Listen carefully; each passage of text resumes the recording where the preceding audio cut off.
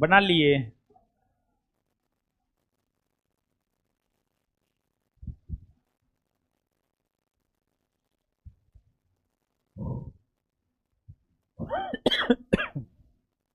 आइए आइए बाबू।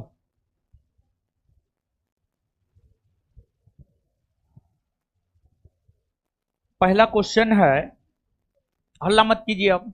हल्ला नहीं, हल्ला नहीं, हल्ला नहीं, हल्ला नहीं। आइए,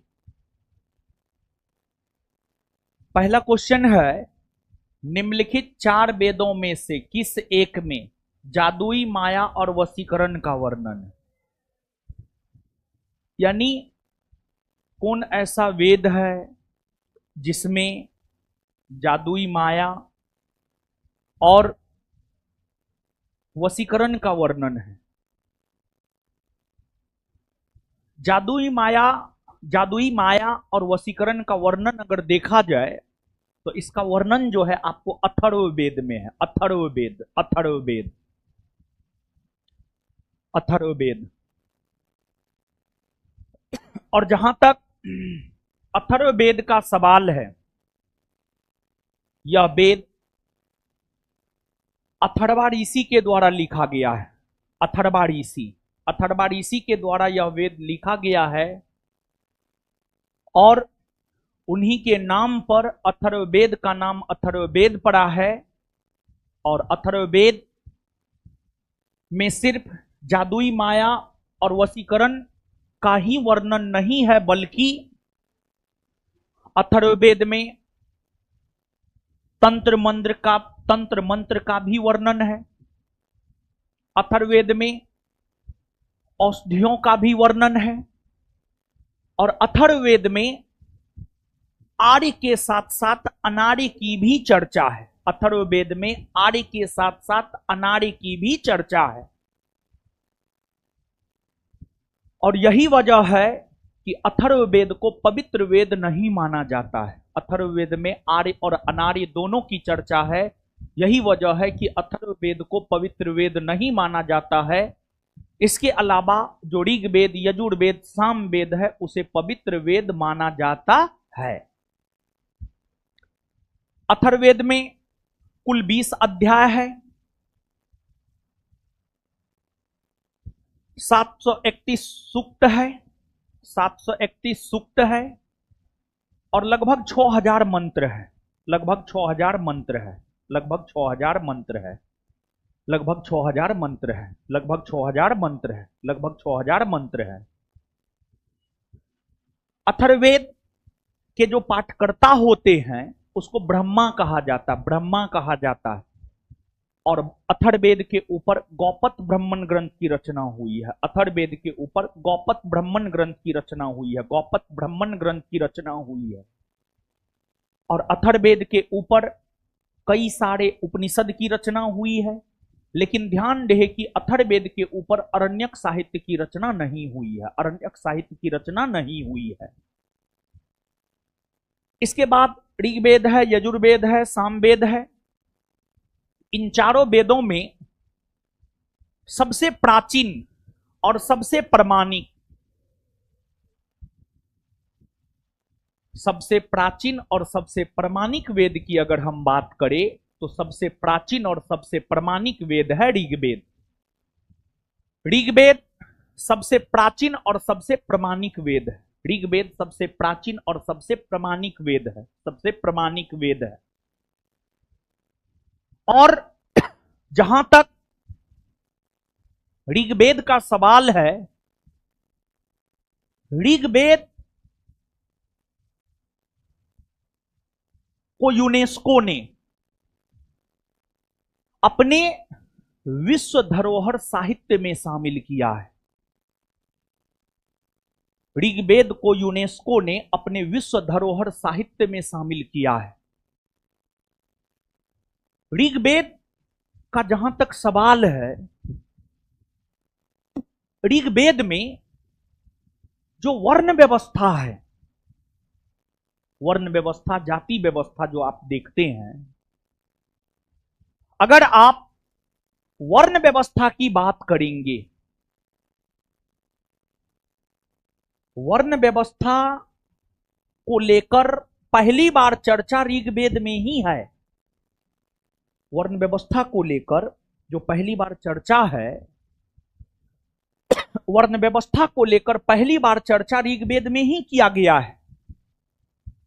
और ऋग्वेद में वर्ण व्यवस्था को लेकर यह कहा गया है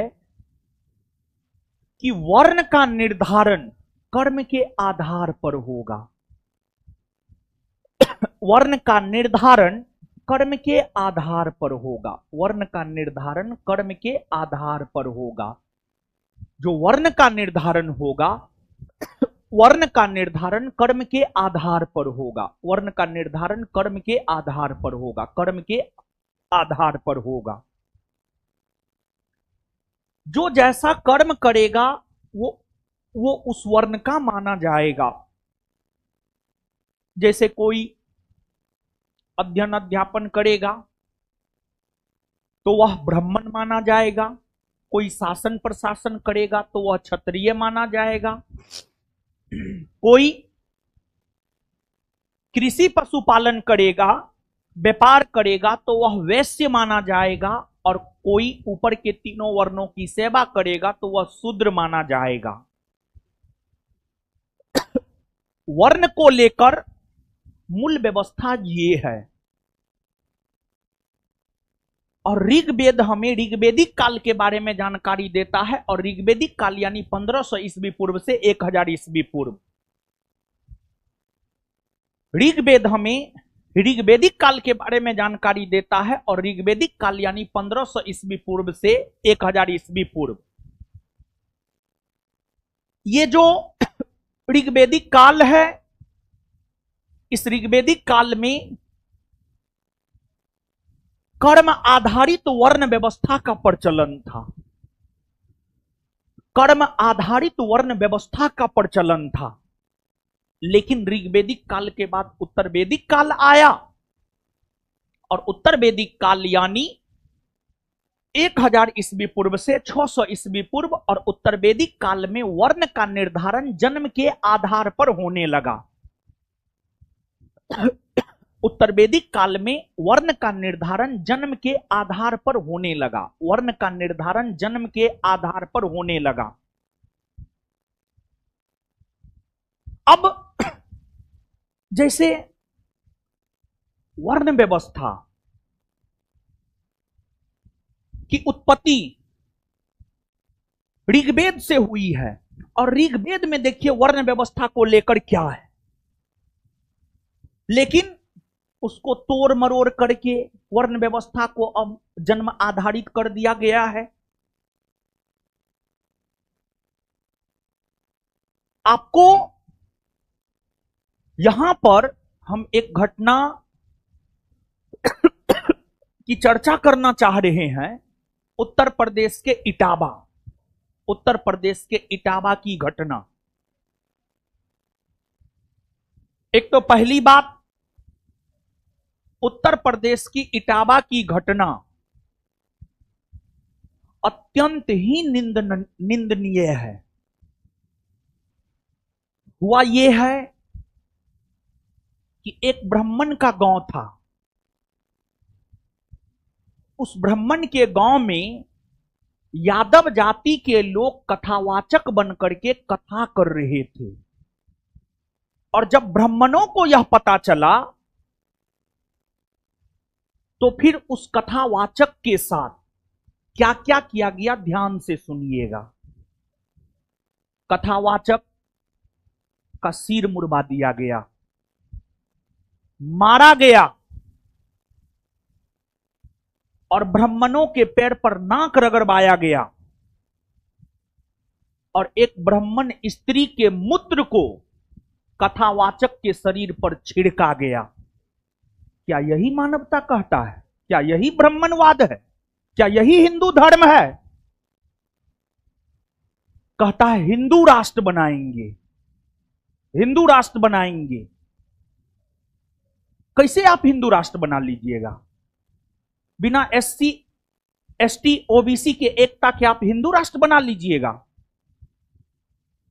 हर ब्राह्मण खराब नहीं होता है, लेकिन कुछ रूढ़िवादी ब्राह्मण, ये जो क्रियाकलाप हुआ है रूढ़िवादी ब्राह्मणों के द्वारा हुआ है। ये चाहे ओबीसी के साथ हो, एससी एसटी के साथ हो, किसी के भी साथ हो, ये एकदम गलत है। ठीक है, आपको यादव कथावाचकों से नहीं करवाना था, आप नहीं करवाते। एक कहा जा रहा है कि कथावाचकों ने अपना जाति छुपाया। ठीक है, जाति छुपाया। कहां लिखा हुआ है कि कथावाचन जो है ब्राह्मण ही करेगा? सबसे प्रमाणिक ऋग्वेद है। ऋग्वेद में तो यह बात नहीं लिखा हुआ है कि कथावाचन जो है ब्राह्मण ही करेगा। और अब कहां है लोग, कथावाचक सब कहां है? कथावाचक को तो इस पर सवाल खड़ा करना चाहिए। भगवान कृष्ण जब दोस्ती किए थे किससे? सुदामा से, तो उससे जाति नहीं पूछे थे। भगवान राम जब सबरी का जूठा बेड़ खाए थे तो उनसे जाति नहीं पूछे थे, और उसी राम का नारा लगा था, जय श्री राम। और हिंदू एकता कहां है? हिंदू एकता कहां गया? हिंदू एकता कहां गया? कथावाचक बोलना चाहिए कथावाचक को। अभी तो एक के मुंह से आवाज नहीं निकल रहा है। किसी का बपौती थोड़ी है जी। कल के डेट में हमारा मन करेगा कि हम रामायण महाभारत का कथावाचक बने। हमारा मन करेगा कि हम बने, हम रामायण की व्याख्या करें, हम महाभारत की व्याख्या करें। हमको कौन रोक सकता है? नहीं रोक सकता है, नहीं रोकना चाहिए। आपको करवाना है आप करवाइए, आपको नहीं करवाना है आप मत करवाइए। यानी ये जो ब्राह्मणवादी सोच है, आज भी लोग इससे बाहर नहीं निकले हैं। इस ब्राह्मणवादी सोच से बाहर निकलना चाहिए। और हम हमेशा बोलते हैं ये हिंदू मुसलमान सिख ईसाई ये कोई धर्म नहीं है। देखिए ना देखिए ना डॉक्टर भीमराव अंबेडकर को। डॉक्टर भीमराव अंबेडकर यथासंभव प्रयास किए कि हिंदू धर्म में सुधार हो जाए, हिंदू धर्म में सुधार हो जाए, हिंदू धर्म में सुधार हो जाए। लेकिन हिंदू धर्म में सुधार नहीं हुआ। भले बी आर अंबेडकर साहब जन्म लिए थे हिंदू, लेकिन मरे थे एज ए बौद्ध। क्यों मरे एज ए बौद्ध? अपने जीवन के अंतिम समय में बौद्ध धर्म को क्यों अपनाए? क्योंकि उस धर्म में स्वतंत्रता, समानता, बंधुत्व की बात थी। और डॉक्टर भीमराव अंबेडकर साहब स्वतंत्रता, समानता, बंधुत्व के प्रतिनिधि थे। इसी वजह से उन्होंने इस धर्म को अपनाने का काम किया। अरे कोई धर्म नहीं है यार, सबसे बड़ा धर्म है मानवता का धर्म। स्वामी विवेकानंद के प्रसिद्धि का कारण क्या है? मानवतावादी विचारधारा का होना स्वामी विवेकानंद के प्रसिद्धि का सबसे बड़ा कारण यह है। स्वामी विवेकानंद जब शिकागो में जाकर प्रथम विश्व धर्म सम्मेलन में भाषण दिए थे, तो मानवता पर भाषण दिए थे। मानवता पर भाषण दिए थे। उस वजह से उनका भाषण जो है इतना ज्यादा लोकप्रिय हुआ था। कोई धर्म नहीं है, सबसे बड़ा धर्म है मानवता का धर्म, उससे बड़ा कोई धर्म नहीं है। लेकिन ब्राह्मणवादी, रूढ़िवादी सोच वाले लोगों को अपने सोच में परिवर्तन करना होगा। और यादव जाति के लोगों को यह लगता है कि हमारा तो कोई कुछ बिगाड़ ही नहीं सकता है। लेकिन समय समय पर रूढ़िवादी ब्राह्मण, एससी हो, एसटी हो, ओबीसी हो, सबको उसका औकात दिखाता है कि तुम्हारा औकात ये है, तुम यहां रहो, ज्यादा फड़फड़ाओ मत। लेकिन किसी का कोई औकात नहीं है। चाहे आप किसी भी धर्म के हो, किसी भी जाति के हो, आपको यह काम करना है कि मानवता क्या कहता है, मानवता क्या कहता है, यह काम करना है आपको। मानवता क्या कहता है? हम हिंदू हैं, लेकिन एक मुसलमान आया था एक लड़की आई थी, उसके भाई का किडनी ट्रांसप्लांट होना था। अब पता कर लीजिएगा, बिहार पुलिस बैच में, बिहार एसआई बैच में क्राउड फंडिंग उसको हम करवाए हैं और अच्छा खासा पैसा जो है ये करवाए हैं। तो हम हिंदू हैं तो क्या हम मुसलमान को मदद नहीं करें? मानवता यही कहता है क्या? हमको तो नहीं लगता है मानवता ये कहता है। मानवता कदापि ये नहीं कह सकता है कि एक ब्राह्मण औरत के मूत्र किसी पर भी छिड़का जाए। मानवता कदापि ये नहीं कह सकता है कि किसी का सिर मुड़वा दिया जाए। मानवता कभी ये नहीं कह सकता है कि किसी को मारा पीटा जाए। मानवता कभी ये नहीं कहता है कि किसी के सामान को तोड़ दिया जाए।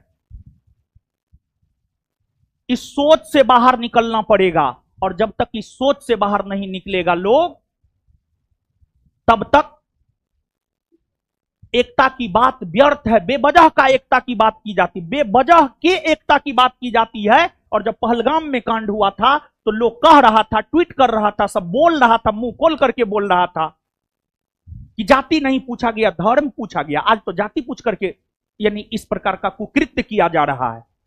कहां है लोग बोलने वाले? कहां है कथावाचक? सबको सांप सूंघ गया है, समझ गए? क्योंकि यह घटना ओबीसी एससी एसटी के साथ होता है। एससी एसटी ओबीसी समुदाय के लोग जब किसी मंदिर में जाते हैं तो मंदिर को धुलवाया जाता है। कहां लिखा हुआ है मंदिर में जाएगा तो मंदिर अछूत हो जाएगा जी? कहां लिखा हुआ है? कौन ग्रंथ में लिखा हुआ है? कौन साहित्य कहता है? कौन महाभारत गीता रामायण कहता है जी? है? इस ब्राह्मणवादी सोच से बाहर निकलना होगा। और निकलेगा लोग, निकलेगा कैसे नहीं? एकदम निकलेगा, एकदम निकलेगा। अरे उसके आर्थिक आर्थिक आर्थिक चीज पर वार कीजिए ना, आर्थिक चीज पर वार कीजिए। आप कैसे नहीं निकलेगा? क्या बात करते हैं? अंग्रेज क्या किया? अंग्रेज भारत में सबसे पहले अपने आर्थिक स्थिति को मजबूत किया, और आर्थिक तौर पर अंग्रेज मजबूत हो गया, फिर शासन प्रशासन किया, सब कुछ किया। उसको आर्थिक क्षति पहुंचाइए ना, आर्थिक क्षति पहुंचाइए। मत बुलाइए, अपने शादी विवाह में जाइए, कोर्ट मैरिज कीजिए। मत बुलाइए कोनो कर्मकांड में, अपने से बैठ के कर लीजिए कर्मकांड। बंद कीजिए उन लोगों को लाना। सोच कैसे नहीं बदलेगा? क्या बात करते हैं? आर्थिक क्षति पहुंचाइए, सोच बदलेगा। हम ना ब्राह्मण धर्म के, ना ब्राह्मणों के खिलाफ हैं, लेकिन हम ब्राह्मण के खिलाफ कदापि नहीं है।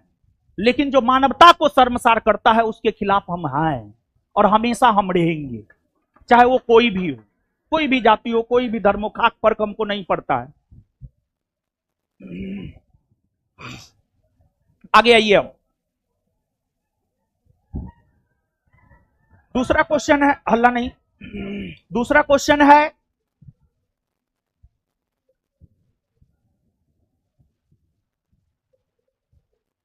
बाल गंगाधर तिलक भी ब्राह्मण थे। बाल गंगाधर तिलक भी ब्राह्मण थे। क्या सोच था उनका? जाके देखिए ना, कितना शानदार विचार था उनका बाल गंगाधर तिलक का। हर कोई खराब नहीं होता है, हर कोई खराब नहीं होता है, लेकिन कुछ लोग खराब जरूर होते हैं। और जो खराब लोग हैं उनको बाहर कर दिया जाए। टोकरी में अगर 10 आम है, 2 को सड़ा हुआ, उसको बाहर कर दिया जाए। समझ गए? बात खत्म। अगला है, निम्नलिखित में से किस राजवंश के शासकों के सुदूर देशों जैसे सीरिया एवं मिस्र के साथ राजकीय संबंध थे? चोल वंश, गुप्त वंश, मौर्य वंश, पल्लव वंश। यानी कौन सा ऐसा राजवंश है जिसका संबंध सीरिया मिस्र के साथ था? देखिए, जैसे आज भारत की अगर बात की जाए तो आज भारत राजनयिक संबंध या वैदेशिक संबंध, आज भारत राजनयिक संबंध या वैदेशिक संबंध का जहां तक सवाल है, आज भारत राजनयिक या वैदेशिक संबंध विश्व के अलग अलग देशों के साथ बनाता है। ये वैदेशिक या राजनयिक संबंध की अगर हम बात करें तो ये वैदेशिक या राजनयिक संबंध ऐसा नहीं है कि आज भारत बनाता है। ये संबंध प्राचीन काल से भारत बनाते हुए आ रहे हैं, ये संबंध प्राचीन काल से भारत बनाते हुए आ रहे हैं। अगर आप मौर्य काल को पढ़िएगा, मौर्य साम्राज्य के संस्थापक चंद्रगुप्त मौर्य थे। चंद्रगुप्त मौर्य का उत्तराधिकारी बिंदुसार बना। बिंदुसार ने अपने पड़ोसी राजाओं के साथ वैदेशिक संबंध स्थापित किया। बिंदुसार ने सीरिया के शासक एंटीओकस प्रथम से सूखा अंजीर, मदिरा और एक दार्शनिक की मांग किया। फिर मिस्र के शासक टॉलेमी द्वितीय ने अपना एक राजदूत बनाकर डायनोसियस को मौर्य साम्राज्य के दरबार में भेजने का काम किया था। तो बिंदुसार जो कि मौर्य वंश का शासक था, बिंदुसार जो कि मौर्य वंश का शासक था, बिंदुसार के समय अगर देखा जाए तो बिंदुसार के समय अगर देखा जाए तो बिंदुसार के समय मौर्य वंश का जो राजनयिक संबंध था वह आपको मिस्र और सीरिया के साथ था, मिस्र और सीरिया के साथ था। और फिर आगे चलकर अशोक का संबंध भी इन देशों के साथ रहा था, इन देशों के साथ रहा था। और जो मौर्य वंश है, मौर्य वंश की अगर बात की जाए तो मौर्य वंश को भारत का प्रथम साम्राज्य निर्माता राजवंश माना जाता है। भारत का प्रथम साम्राज्य निर्माता राजवंश माना जाता है मौर्य वंश को। आंसर होगा मौर्य।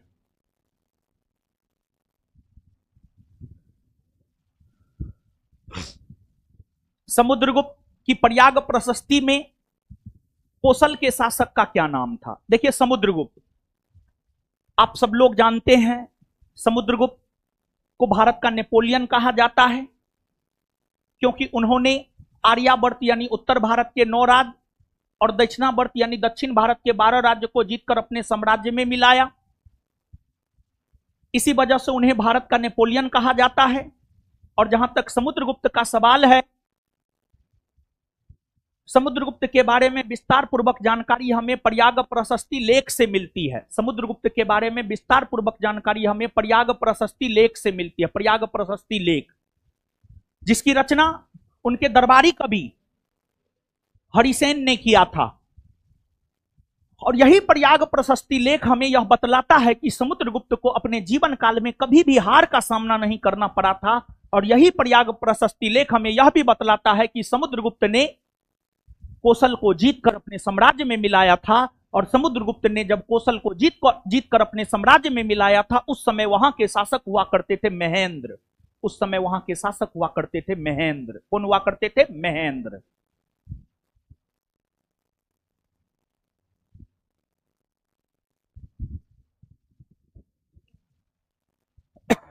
पूर्वी भारत में प्रमुख भारतीय रोमन व्यापारिक स्थान था। यानी पूर्वी भारत में भारत का व्यापार रोमन साम्राज्य के साथ कहां से होता था, कहां से होता था, इस प्रकार का प्रश्न है। पूर्वी भारत में प्रमुख भारतीय रोमन व्यापारिक स्थान, यानी भारत और रोम के बीच जो व्यापार होता था उसके बीच मध्यस्थता पूर्वी भारत में कौन करता था? राजगीर, भागरपीर, अरिकमेडु, तामलु। आपको अरिकमेडु जो कि तमिलनाडु में है, तमिलनाडु एक समुद्र तटीय राज्य है। तमिलनाडु एक समुद्र तटीय राज्य है। तमिलनाडु एक समुद्र तटीय राज्य है। तमिलनाडु में पुडुचेरी है, पुडुचेरी के नजदीक ही अरिकमेडु है। यह एक बंदरगाह नगर हुआ करता था प्राचीन काल में। और इस बंदरगाह से ही भारत और रोम के बीच व्यापार हुआ करते थे। भारत और रोम के बीच व्यापार हुआ करते थे। भारत और रोम के बीच व्यापार हुआ करते थे। आंसर होगा अरिकमेडु।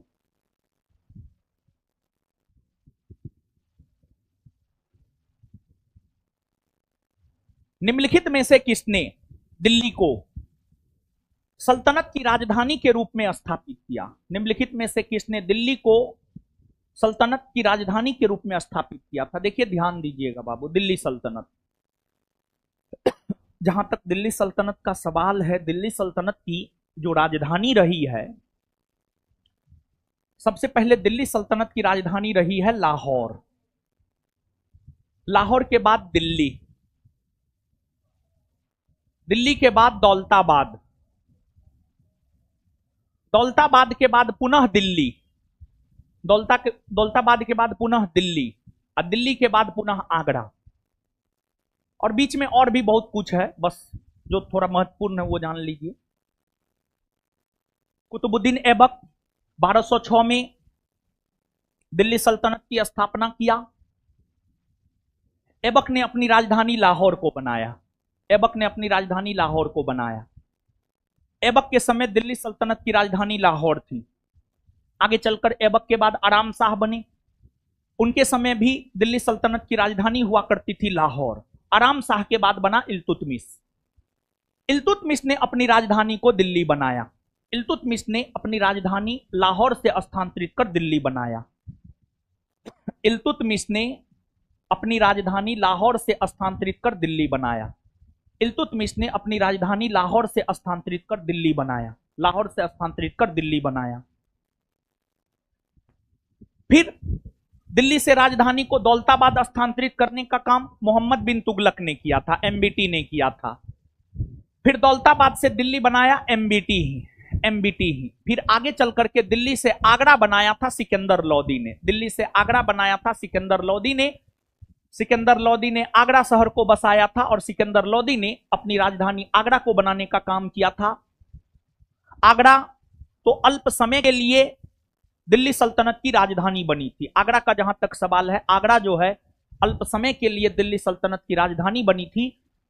लेकिन दिल्ली सल्तनत के अंत होने के बाद अगर देखा जाए तो दिल्ली सल्तनत के अंत होने के बाद जब मुगल वंश के शासन की स्थापना हुई तो मुगल वंश का सर्वाधिक वर्षों तक राजधानी आगरा ही रहा था।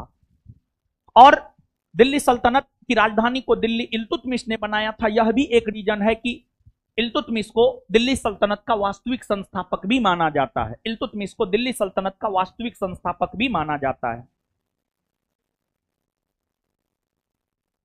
आंसर हो जाएगा इल्तुतमिश।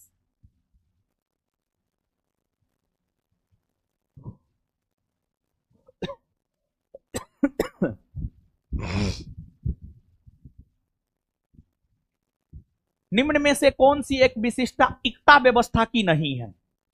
देखिए इक्ता, इक्ता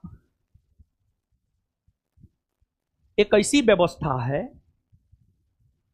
जिसके तहत दिल्ली सल्तनत के अंतर्गत राजस्व एकत्रित किया जाता था, राजस्व।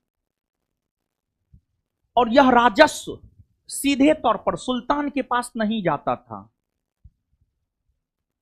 बल्कि यह राजस्व दिल्ली सल्तनत के अधिकारियों के द्वारा वसूला जाता था।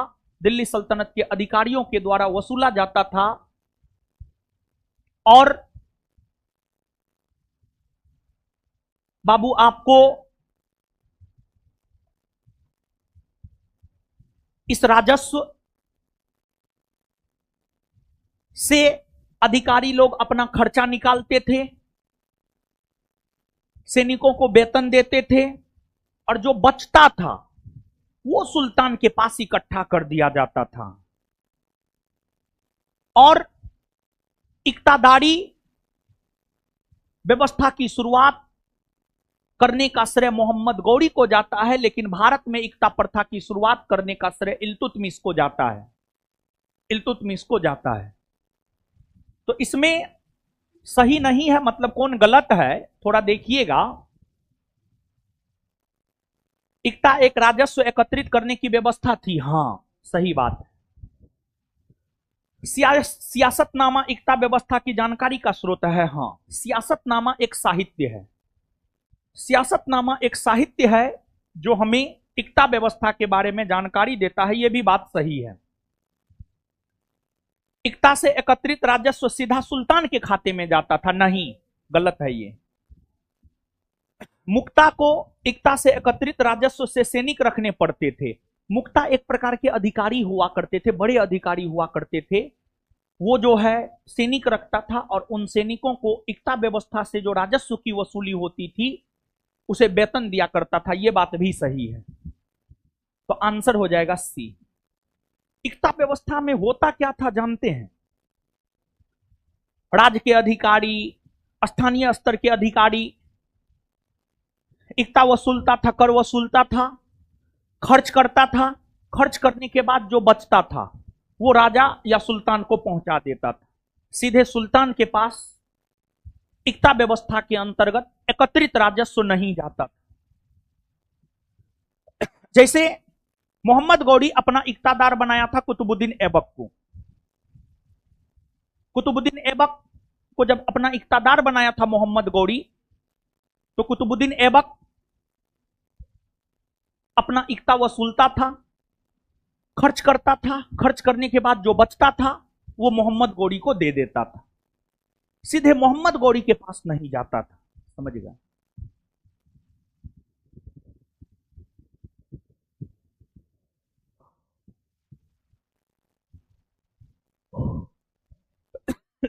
अबुल फजल की मृत्यु इनमें से किसके कारण हुई है? सुनिए, अबुल फजल जानते हैं बाबू? अबुल फजल, जहां तक अबुल फजल का सवाल है थोड़ा चाय मंगाइएगा तो।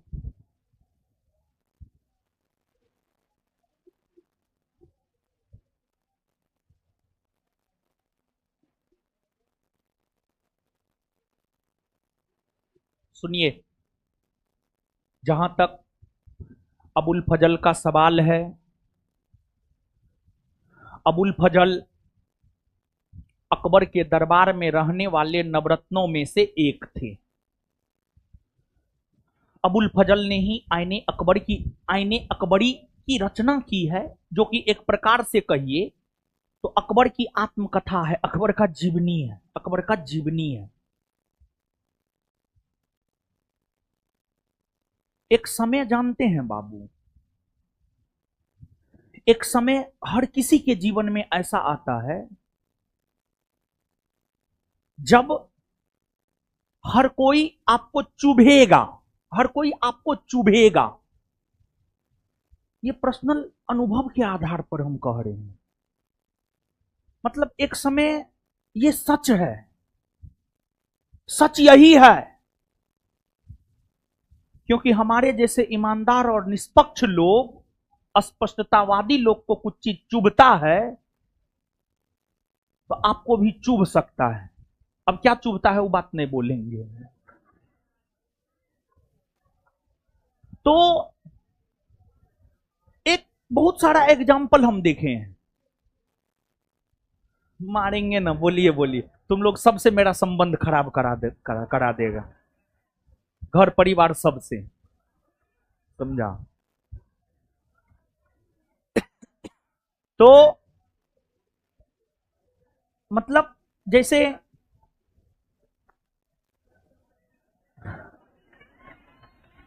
कि एक समय आने पर जो है ना, मां बाप भी आपको चुभेगा। ऐसे हमको अभी नहीं चुभता है, हम स्पष्ट कर दें। हाँ, शादी होने के बाद, शादी होने के बाद मां बाप चुभेगा, मां बाप चुभेगा, अन्य लोग भी चुभेंगे।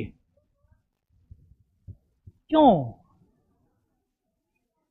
क्यों? क्यों? उसका उत्तर सुनिए। क्यों? उसका उत्तर सुनिए।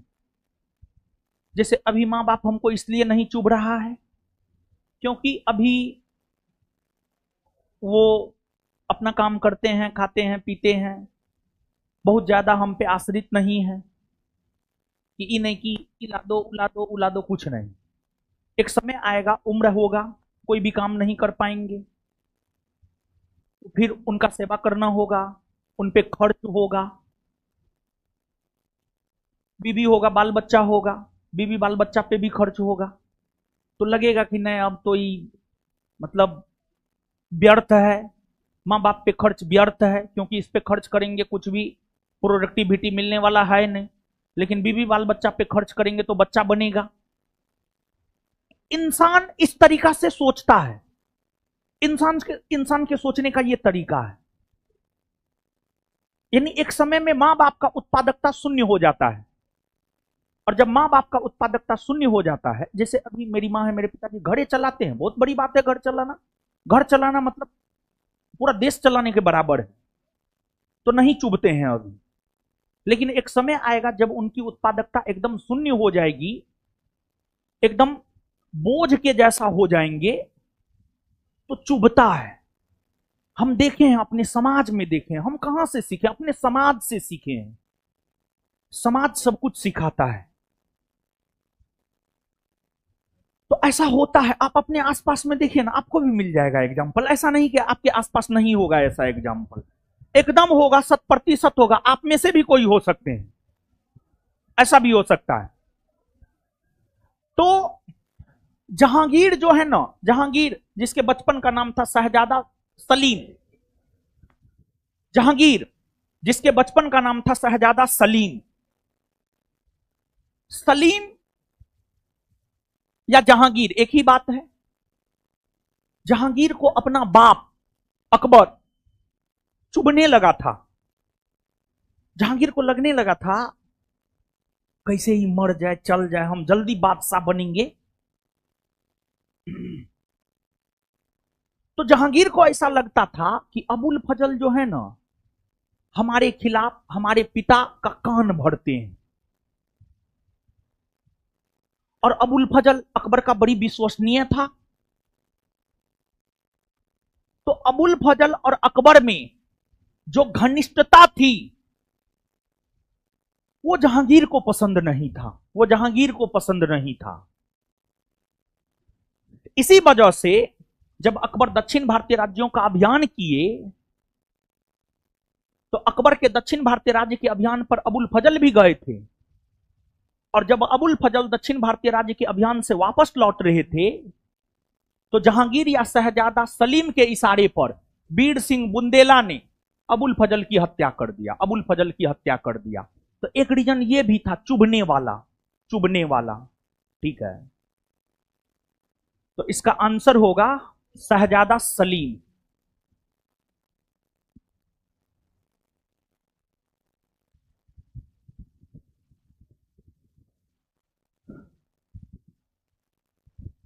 इजारा व्यवस्था के बारे में निम्नलिखित में से कौन सा कथन सही नहीं है, कौन सा कथन गलत है? गलत है। देखिए, इजारा व्यवस्था या इजारेदारी व्यवस्था या ठेकेदारी व्यवस्था, इस व्यवस्था का सूत्रपात वारेन हेस्टिंग्स ने 1772 में किया था। यह व्यवस्था 5 वर्षों के लिए लागू हुआ था, जिस वजह से इस व्यवस्था को पंचवर्षीय व्यवस्था भी कहा जाता है। और इस व्यवस्था में कर की वसूली ठेकेदार किया करते थे। ठेकेदार एक बिचौलिया का काम किया करते थे। इस व्यवस्था में यह तय था कि ठेकेदार किसानों से जितना वसूली करना है वसूली करे। इस व्यवस्था में यह था कि ठेकेदार किसानों से जितना वसूली करना है वसूली करे, लेकिन अंग्रेजों के साथ जो उन्होंने वादा किया है, वो वादा ठेकेदार जरूर पूरा करे। तो किसानों से काफी ज्यादा वसूला जाता था इस व्यवस्था के अंतर्गत राजस्व, जिस वजह से किसान इस व्यवस्था से शोषित होने लगे थे। और यह एक प्रकार की राजस्व वसूली की व्यवस्था थी। और इस व्यवस्था में बिचौलिया के तौर पर काम किया करता था ठेकेदार, ठेकेदार। और इजारा व्यवस्था अच्छा नहीं था। इसी वजह से तो इजारा व्यवस्था को समाप्त करके अस्थाई बंदोबस्त लाया गया, अस्थाई बंदोबस्त लाया गया। लेकिन अस्थाई बंदोबस्त के जरिए भी किसानों का ही शोषण होता था, क्योंकि अस्थाई बंदोबस्त में भी किसानों से कितना कर की वसूली करेगा यह फिक्स नहीं था, यह फिक्स नहीं था। तब किसानों से कितना कर की वसूली करेगा यह फिक्स नहीं था। तो स्वाभाविक सी बात है, जितना मन होगा उतना करेगा। किसान इससे शोषित होते थे। समझ गए ना? यह कृषि राजस्व की एक प्रणाली थी। हां, इसने बिचौलियों की भूमिका को बढ़ावा दिया। हां, इस प्रणाली के अंतर्गत किसानों के लिए भू राजस्व निश्चित होता था? नहीं, किसान के लिए निश्चित नहीं था। ठेकेदार के लिए निश्चित था कि ठेकेदार अंग्रेज को कितना देगा, ठेकेदार अंग्रेज को कितना देगा यह निश्चित था। लेकिन किसान से ठेकेदार कितना लेगा यह निश्चित नहीं था। ठेकेदार का जितना मन होता था उतना वसूलता था, समझे। इजारादार राजकोष में एक निश्चित राशि का भुगतान करता था, हाँ करता था, हाँ। Answer C.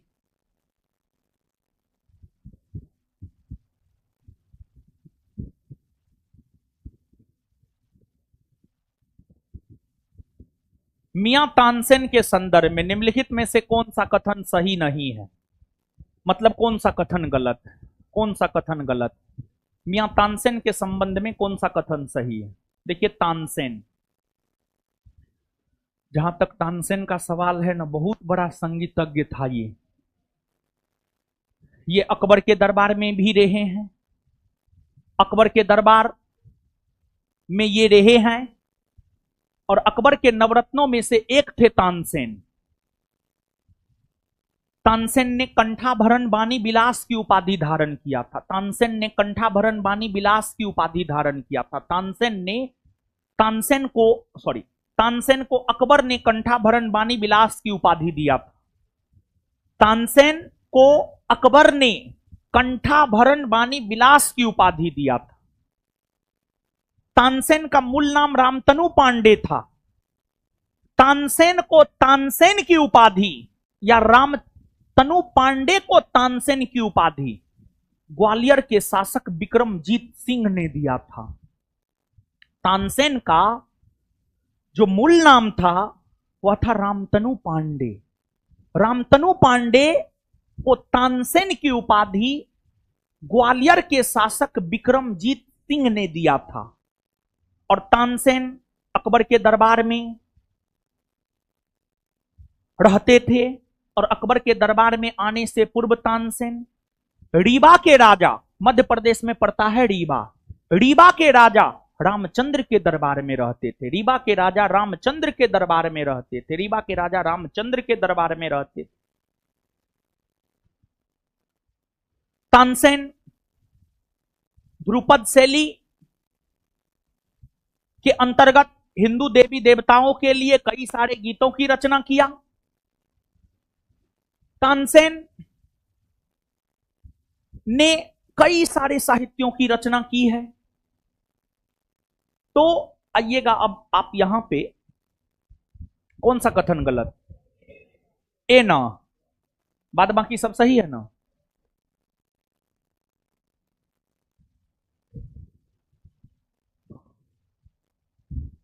पुर्तगालियों ने भारत में निम्नलिखित में से किस स्थान पर प्रथम दुर्ग का निर्माण किया था। यानी पुर्तगालियों ने प्रथम दुर्ग, कारखाना, किला कहां बनाया था, प्रश्न ये है। पुर्तगालियों ने अपना प्रथम दुर्ग 1503 में केरल के कोचीन में स्थापित किया था। केरल के कोचीन में स्थापित किया था। और फिर पुर्तगालियों ने उन दुर्गों के माध्यम से, उन किलों के माध्यम से, उन कारखानाओं के माध्यम से भारत में मसालों के व्यापार पर अपना एकाधिकार स्थापित करने का काम किया। भारत में मसालों के व्यापार पर अपना एकाधिकार स्थापित करने का काम किया। कोचीन।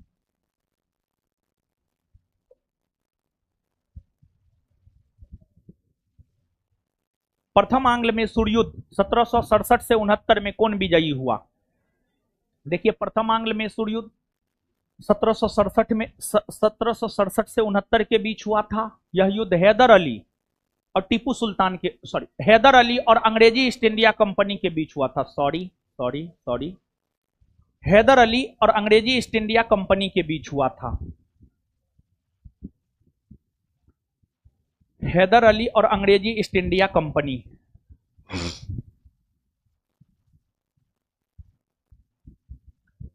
हैदर अली और अंग्रेजी ईस्ट इंडिया कंपनी के बीच हुआ था। इस युद्ध में हैदर अली की जीत हुई थी, अंग्रेजी ईस्ट इंडिया कंपनी की हार हुई थी। हैदर अली अंग्रेजी ईस्ट इंडिया कंपनी को पराजित करने वाला प्रथम भारतीय बना। और इस युद्ध की समाप्ति 1769 में हुए मद्रास के संधि के तहत हुआ। 1769 में हुए मद्रास की संधि के तहत हुआ। 1769 में हुए मद्रास की संधि के तहत हुआ। मद्रास की संधि के तहत हैदर अली और अंग्रेजी ईस्ट इंडिया कंपनी दोनों एक दूसरे द्वारा विजित क्षेत्र एक दूसरे को वापस कर दिया। दोनों एक दूसरे द्वारा जीता गया क्षेत्र एक दूसरे को वापस कर दिया। और फिर आपको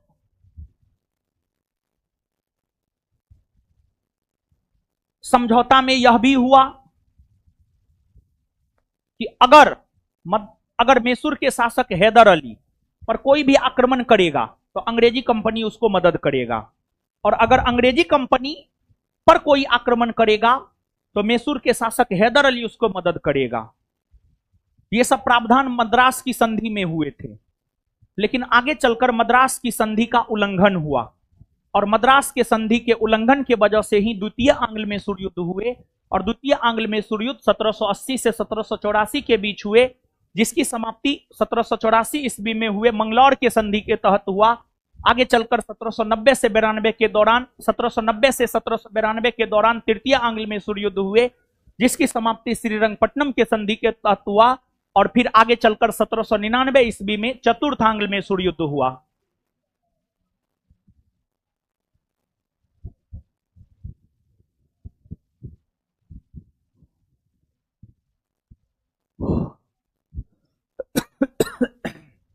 किस स्थान पर आदिवासियों ने अंग्रेजों के विरुद्ध विद्रोह किया था?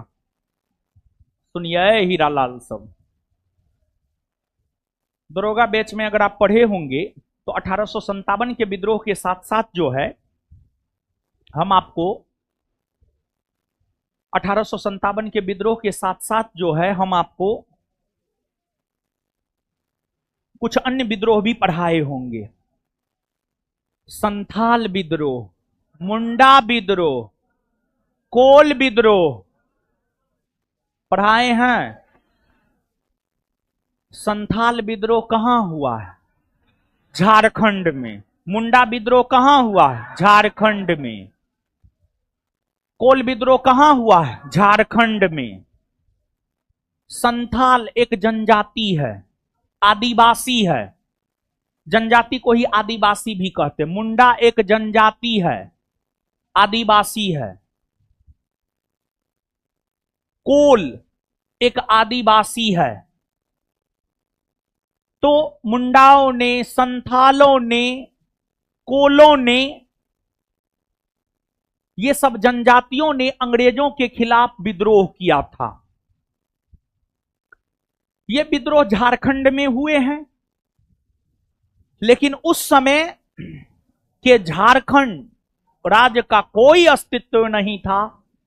उस समय था बिहार। तो आंसर होगा बिहार। क्या होगा? बिहार। क्या हाल है हीरालाल? पढ़ता उड़ता है कि नहीं जी? बस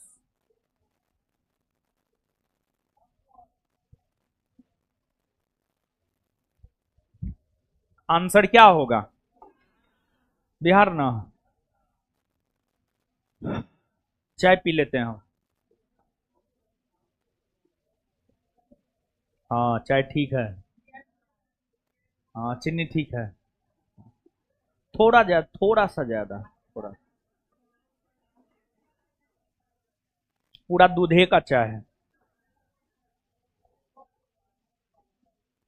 इसमें थोड़ा इलायची दिया है।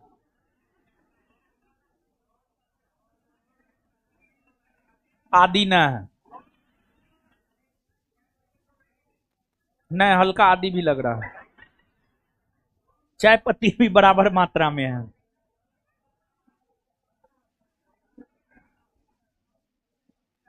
चाय को खोलाया है, पूरा अच्छा बनाया।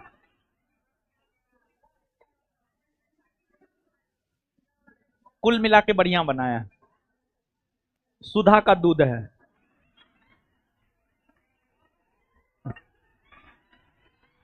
उसमें भी जो है गोल्ड है।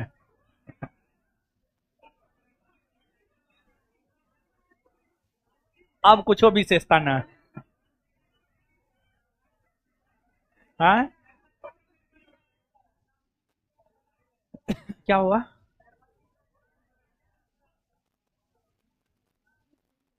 चाय पत्ती दार्जिलिंग का चाय पत्ती है।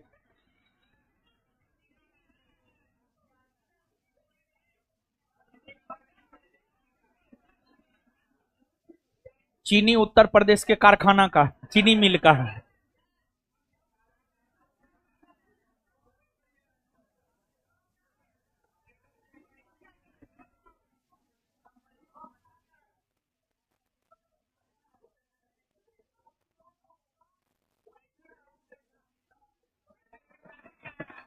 कब पता नहीं।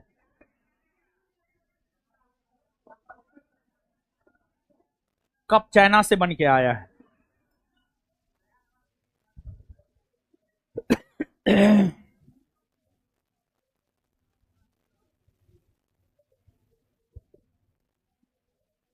आगे आइए।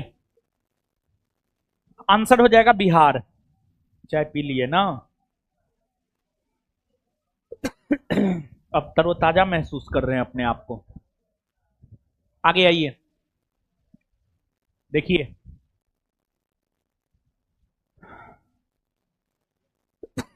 निम्नलिखित में से एम.एन. रॉय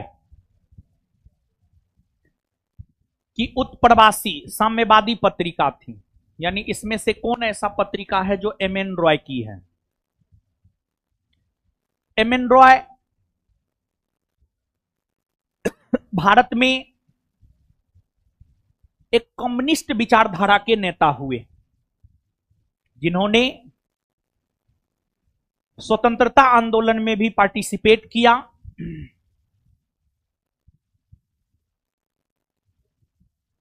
भारत में कम्युनिस्ट पार्टी की स्थापना में इनका बहुत महत्वपूर्ण योगदान रहा है। इन्होंने ही सर्वप्रथम 1934 ईस्वी में यह विचार रखा कि भारत के संविधान के निर्माण को लेकर संविधान सभा होना चाहिए। इन्होंने कई सारे साहित्यों की रचना की है। Transition in India, politics of India, vanguard, ये तमाम ऐसे साहित्य है जो एम.एन. रॉय के द्वारा लिखे गए हैं। ऑप्शन के अकॉर्डिंग अगर जाए तो आंसर हो जाएगा सी। एम.एन. रॉय का कुछ साहित्य लिखिए तो बाबू। एम.एन. रॉय का कुछ साहित्य लिखिए तो।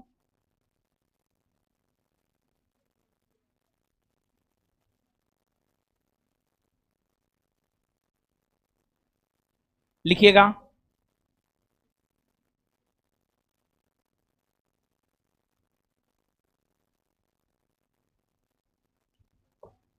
The future of Indian politics. The future of Indian politics.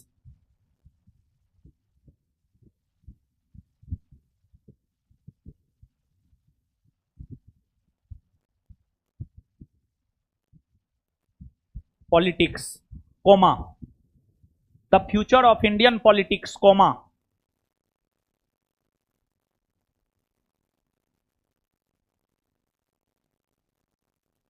Comma, Indian in transition, Indian in transition,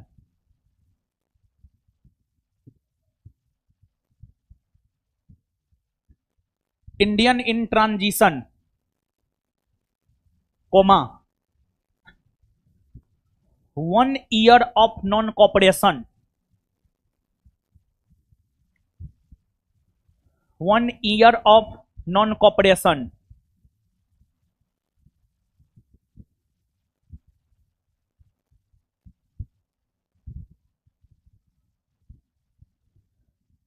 the future of Indian politics, comma, Indian in transition, comma, 1 year of non cooperation, इत्यादि इत्यादि इत्यादि M.N.. Roy की रचना है। ये सब बड़ी महत्वपूर्ण साहित्य है, पूछने का पूरा संभावना है।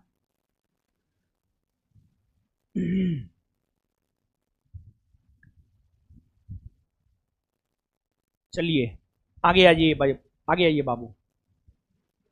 1857 की क्रांति सर्वप्रथम कहां से प्रारंभ हुई है? देखिए 1857 की क्रांति की ज्वाला की उत्पत्ति बंगाल से हुई, लेकिन यह ज्वाला फटा उत्तर प्रदेश में, और इसकी शुरुआत 10 मई 1857 से उत्तर प्रदेश के मेरठ से हुई है।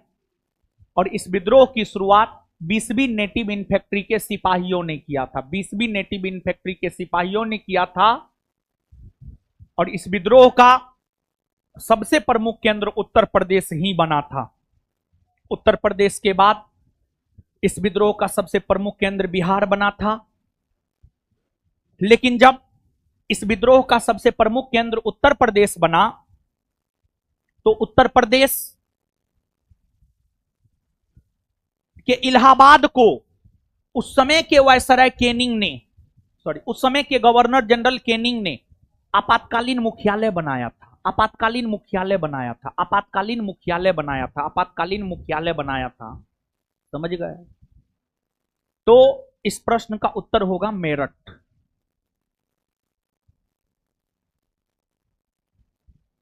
लखनऊ से विद्रोह का नेतृत्व कौन किया था?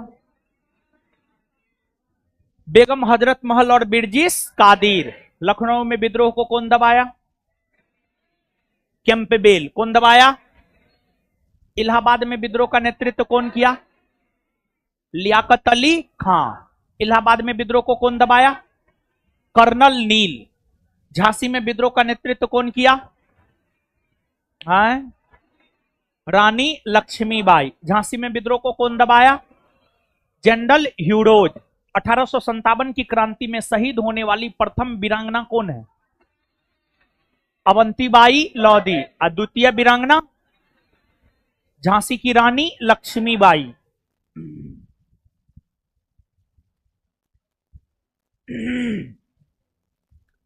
राजनीतिक सुधारों को लेकर विरोध करने वाले पहले भारतीय कौन थे? राजनीतिक सुधार पूछ रहा है। अगर यहां पर बाबू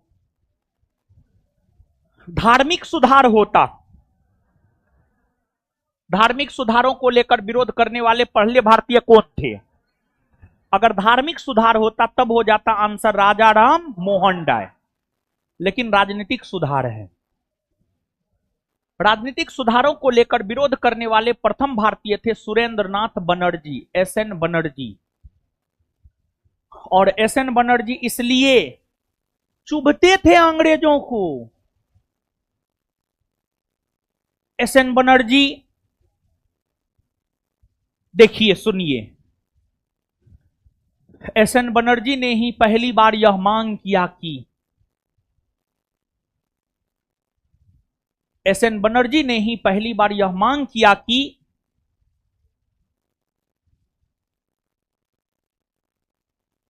भारत के लोगों को राजनीतिक अधिकार मिले। भारत के लोग भारत की राजनीति में पार्टिसिपेट करें।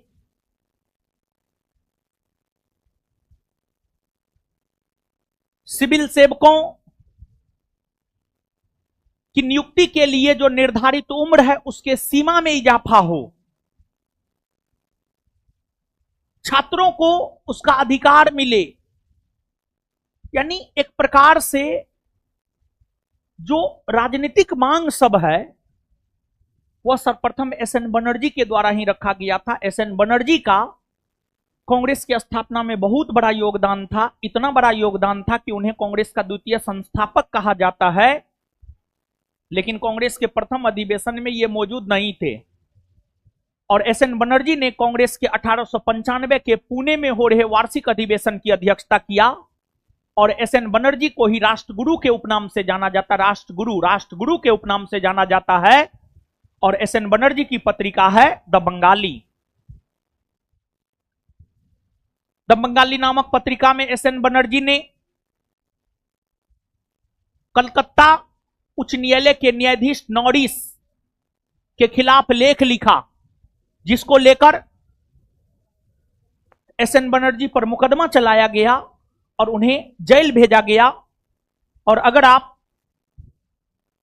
जो मोटका बुक आता है स्पेक्ट्रम का, वो बुक पढ़िएगा ना, वो बुक स्पष्ट तौर पर लिखता है पत्रकारिता का निर्वहन करते हुए जेल जाने वाले प्रथम व्यक्ति एसएन बनर्जी ही थे। समझे? आंसर होगा एसएन बनर्जी। दादा भाई नेरोजी कौन समाज से आते थे?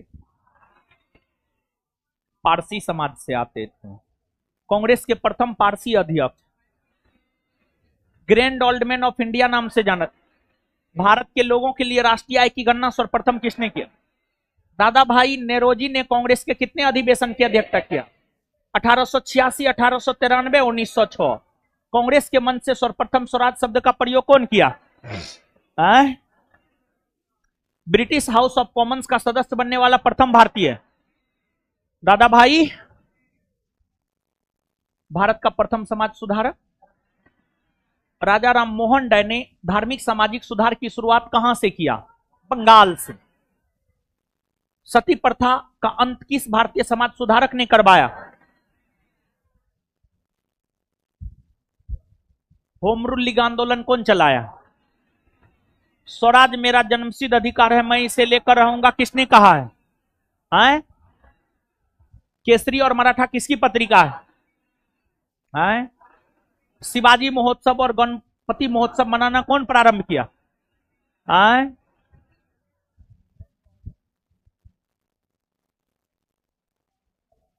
निम्नलिखित में से कौन भारतीय राष्ट्रीय कांग्रेस में उदारवादियों से जुड़ा नहीं था? देखिए, कांग्रेस के भीतर जो है ना, कई विचारधारा के लोग थे। उदारवादी, उग्रवादी, गांधीवादी, समाजवादी। उदारवादी में फिरोज शाह मेहतरा, बदरुद्दीन तैयब जी, दादा भाई नेरोजी, सुरेंद्र नाथ बनर्जी, ये सब उदारवादी थे। उग्रवादी में लाला लाजपत राय, बाल गंगाधर तिलक, बिपिन चंद्र पाल, अरविंद घोष। गांधीवादी में राजेंद्र प्रसाद, चक्रवर्ती राजगोपालाचारी। समाजवादी में जयप्रकाश नारायण, जवाहरलाल नेहरू, राम मनोहर लोहिया, अच्युत पटवर्धन, ये सब समाजवादी थे। तो लाला लाजपत राय, ये उदारवादी थे, ये भी उदारवादी थे, ये भी उदारवादी थे। लाला लाजपत राय उग्रवादी थे।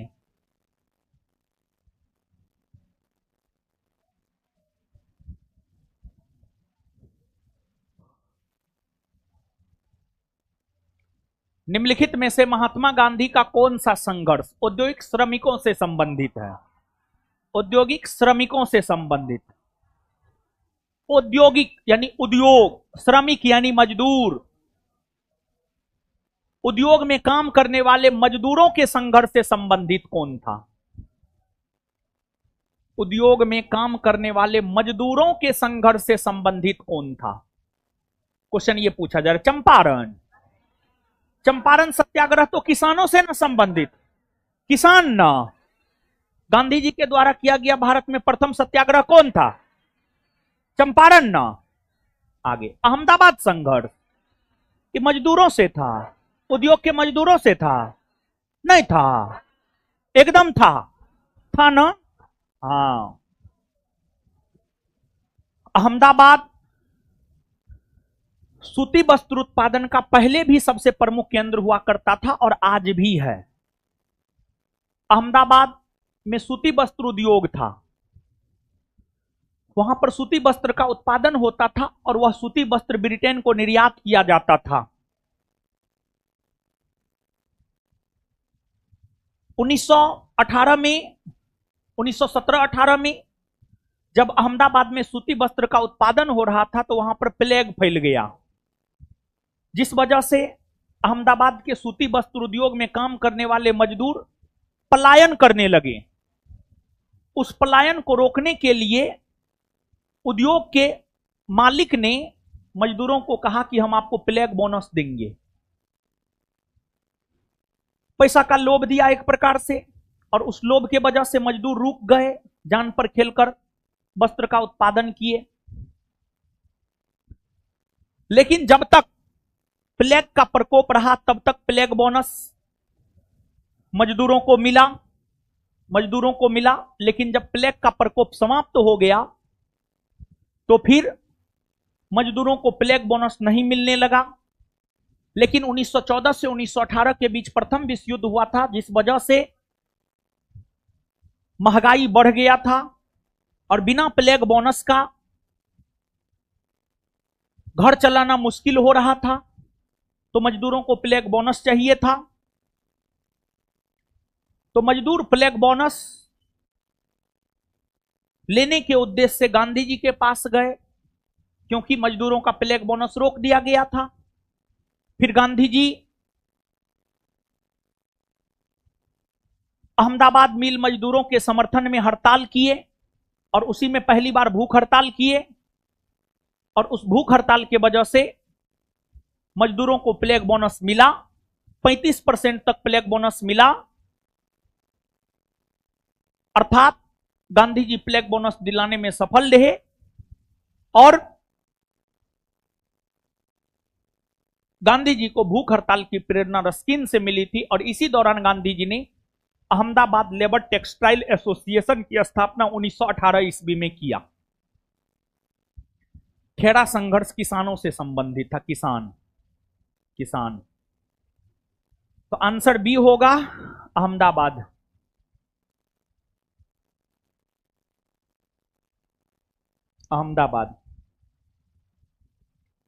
आगे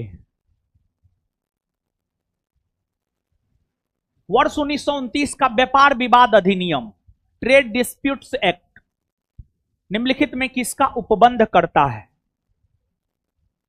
जानते हैं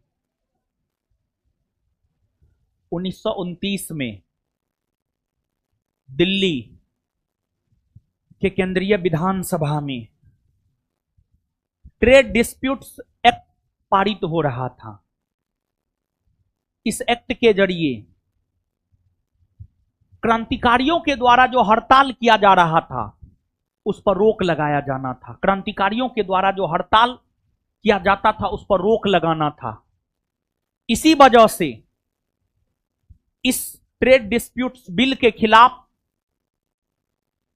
क्रांतिकारी थे और यह बिल पारित ना हो सके, इसी वजह से भगत सिंह दिल्ली के विधानसभा में जाकर खाली बेंच पर बम फेंका, पर्चा लहराया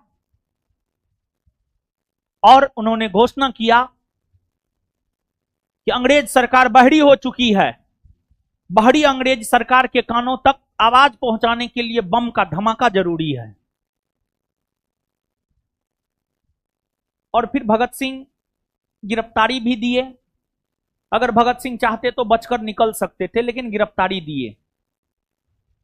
लेकिन इस बम कांड में तो कोई हताहत हुआ ही नहीं था, तो इसमें तो भगत सिंह को सजा थोड़े मिला है। भगत सिंह को फांसी की सजा मिली है सॉन्डर्स की हत्या को लेकर के। भगत सिंह बड़ी स्पष्टतावादी थे।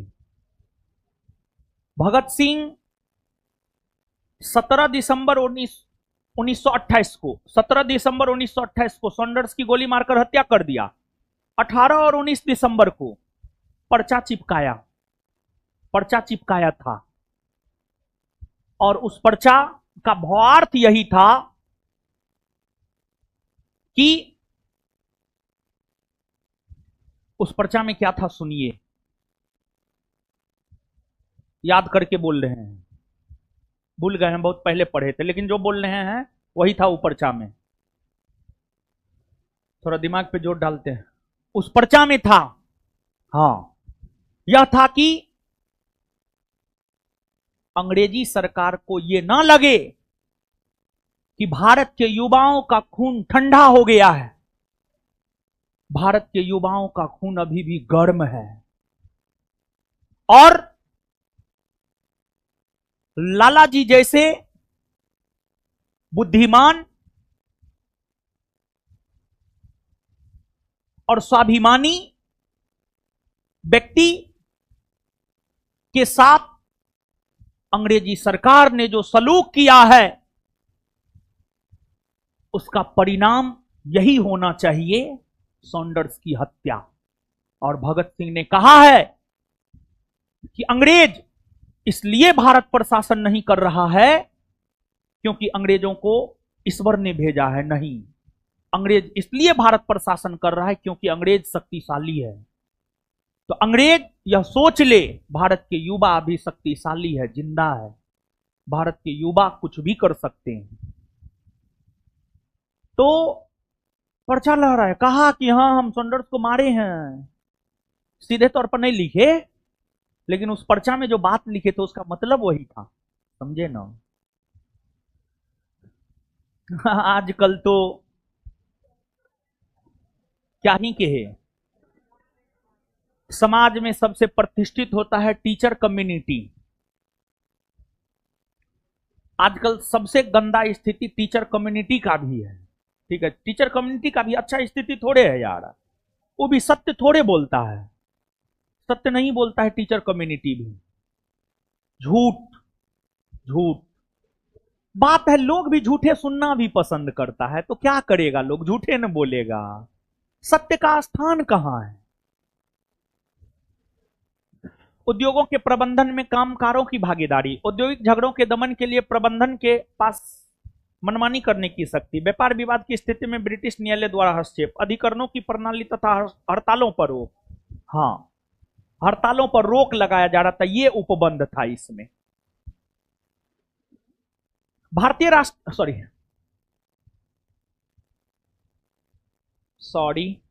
भारतीय इतिहास में 8 अगस्त 1942 के संदर्भ में निम्नलिखित कथनों में से कौन सा सही है? देखिए, ध्यान दीजिएगा। 8 अगस्त 1942 को मुंबई के ग्वालिया टैंक में कांग्रेस वर्किंग कमेटी और कांग्रेसी कार्यकर्ताओं की बैठक हुई। उस बैठक में कांग्रेस ने इस प्रस्ताव को अंगीकार किया कि कांग्रेस भारत छोड़ो आंदोलन चलाएगा, और फिर 8 अगस्त 1942 के ठीक अगले तिथि 9 अगस्त 1942 से भारत में भारत छोड़ो आंदोलन, 9 अगस्त 1942 से भारत में भारत छोड़ो आंदोलन की शुरुआत हुई। उस आंदोलन का कोई नेतृत्व करता नहीं था। भारत छोड़ो आंदोलन का जो प्रस्तावक था पंडित जवाहरलाल नेहरू थे, और भारत छोड़ो आंदोलन का प्रस्ताव जो पारित हुआ है मौलाना अबुल कलाम आजाद की अध्यक्षता में हुआ है। भारत छोड़ो आंदोलन का प्रस्तावक जानते हैं, सुनिए, जानते हैं, गांधी जी जब कोई भी आंदोलन करना चाहते थे ना, तो उसके जो सबसे प्रिय होते थे वही उसका विरोध करता था। अब बाद में गांधी जी उसको मना करके उसी को प्रस्तावक बना देते थे। जैसे जब गांधी जी असहयोग आंदोलन शुरू कर रहे थे तो सीआर दास विरोध किया। सीआर दास बड़ी प्रिय था गांधी जी का, तो सीआर दास को गांधी जी मनाए और असहयोग आंदोलन का प्रस्तावक सीआर दासे को बना दिए। फिर जब भारत छोड़ो आंदोलन गांधी जी शुरू करने का प्रस्ताव कांग्रेस के समक्ष रखा, पंडित नेहरू तक ने कहा नहीं होना चाहिए, तो पंडित नेहरू को मना लिए गांधी जी और कहे तुम्ही को प्रस्तावक बनना पड़ेगा, और फिर पंडित नेहरू को ही प्रस्तावक बनाया गया भारत छोड़ो आंदोलन का। गांधी जी बड़ी कूटनीतिज्ञ और राजनीतिज्ञ थे। गांधी जी और भगत सिंह में अंतर क्या था जानते हैं? गांधी जी कूटनीतिज्ञ और राजनीतिज्ञ थे, अब भगत सिंह अस्पष्टतावादी थे। मतलब जो है सो है, मारना है तो मारना है, काटना है तो काटना है। गांधी जी में था 4 कदम आगे बढ़ेंगे 2 कदम पीछे भी खींचेंगे।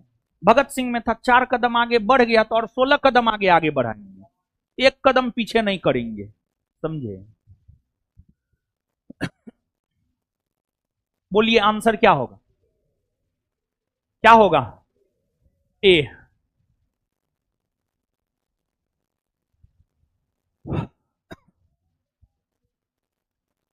निम्नलिखित में से किसे स्वर्ग से उत्पन्न सेना नायक कहा गया है?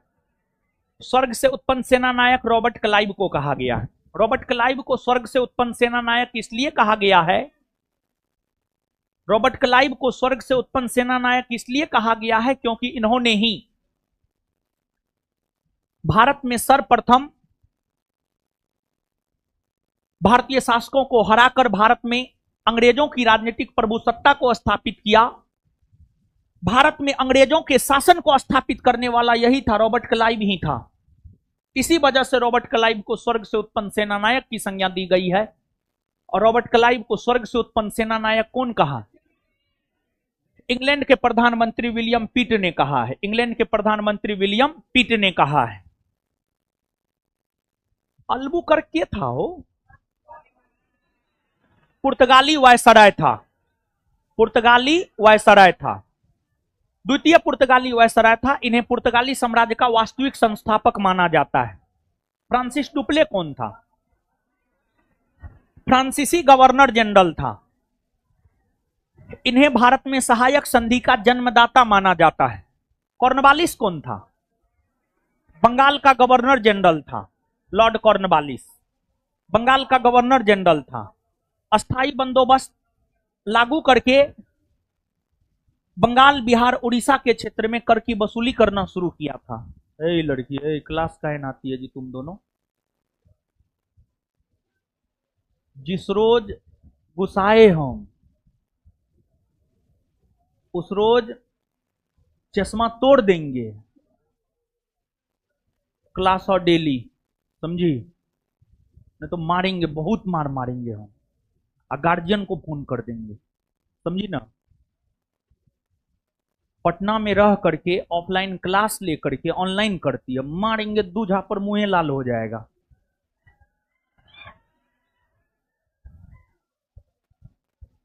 कल से ऑफलाइन आएगी, नहीं तो गार्जियन को फोन करेंगे। सब चीज जमा की है ना, आधार कार्ड सब भेज देंगे किसी को गार्जियन के पास। पटना में रह के ऑफलाइन एडमिशन लेकर के ऑनलाइन क्लास करना मुनासिब ना है, अच्छी बात ना है। एक एक करके हम चेक कर करके सबके गार्जियन को फोन लगाते हैं। रुको,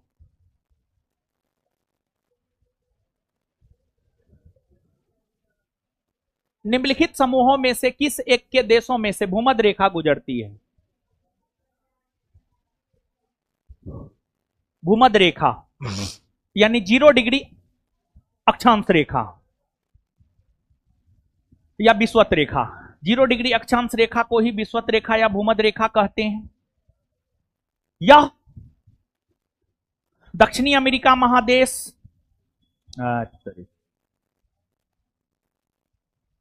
यह दक्षिणी अमेरिका महादेश, अफ्रीका महादेश, एशिया महादेश से होकर गुजरती है। Ecuador, Colombia, Brazil, Gabon, Uganda, Congo, Congo गंडा, केनिया, सोमालिया, इसके बाद आगे मालदीव, इंडोनेशिया, ये तमाम ऐसे देश है जिससे होकर 0 डिग्री अक्षांश रेखा या भूमध्य रेखा या विषुवत रेखा गुजरती है। विषुवत रेखा जो विश्व के कई देशों से होकर गुजरती है, इसको याद रखने का ट्रिक है,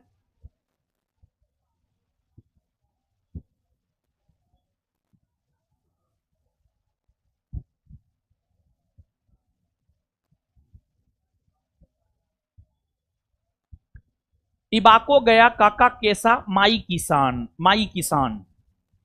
इसे इक्वेडोर, ब से ब्राजील, को से कोलंबिया, ग से गेबॉन, य से युगांडा, क से कांगो, क से कांगो गंडा, के से केनिया, स से सोमालिया, मा से मालदीव, ई से इंडोनेशिया, की से किरीबाती, सा से साओ टोम, नौ से नोरू, नौ से नोरू। तो ये तमाम ऐसे देश है जिससे होकर के भूमध्य रेखा या विषुवत रेखा जो है आपको गुजरती है। इसमें कुछ भी हम किए नहीं है, सिर्फ जो है सब देश का पहला पहला अक्षर लेकर के जो है एक शब्द बना दिए हैं और कुछ नहीं किए हैं।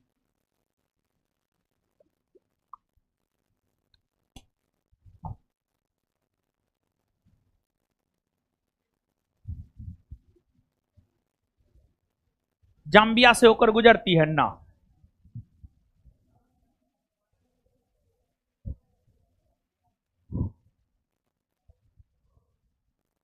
सूडान मलेशिया से गुजरती है नहीं, वेनेजुएला इथियोपिया से गुजरती है नहीं, कोलंबिया, केनिया और इंडोनेशिया।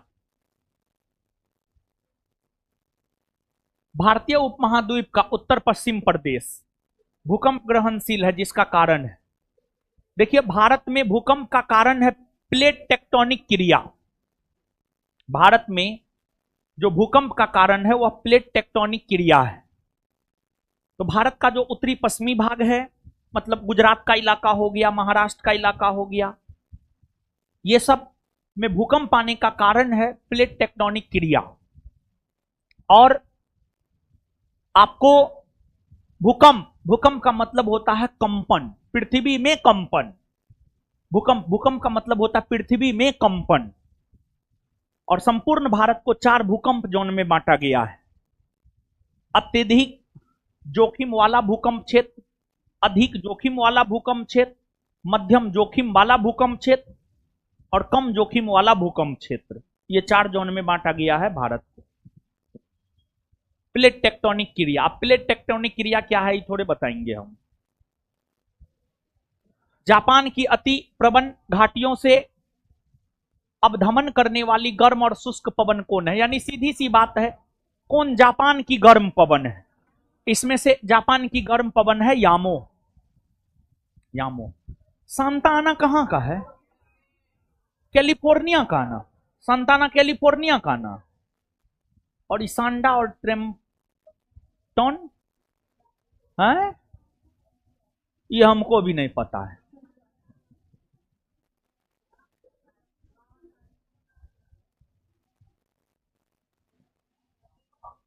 सांडा तो सच में नहीं पता है, ये तो पतो है, लेकिन कंफ्यूज हो रहे हैं तो इसलिए बताएंगे नहीं। ये तो पढ़े हैं, सांडा पवन नहीं पढ़े हैं हम आज तक कभी। पढ़ना पड़ेगा लगता है, पढ़ना पड़ेगा और पढ़ना पड़ेगा लगता है पवन।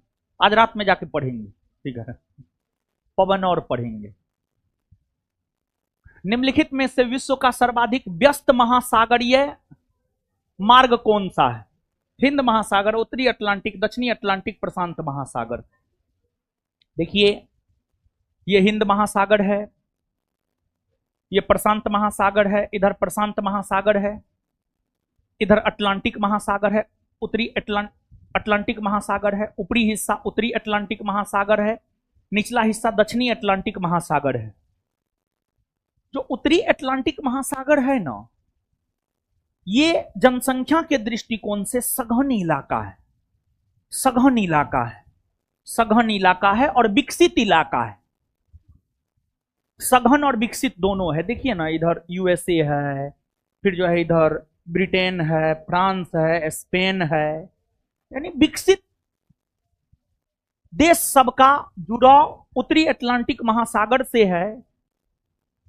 वस्तुओं का उत्पादन विकसित देशों में ज्यादा होता है। विकसित देश इसलिए विकसित कहलाता है क्योंकि वहां पर सब कुछ, उद्योग हो या फिर सेवा क्षेत्र हो या फिर रक्षा क्षेत्र हो, सब वस्तुओं का उत्पादन काफी ज्यादा होता है। अमेरिका रक्षा से संबंधित उपकरण सबसे ज्यादा उत्पादित करता है। अमेरिका से जो है रक्षा उपकरण भारत आता है, विश्व के अन्य देशों में जाता है। तो ये जो उत्तरी अटलांटिक महासागरीय मार्ग है, ये सबसे व्यस्त मार्ग है। सघनता के वजह से, जनसंख्या के सघनता के वजह से, विकसित होने के वजह से।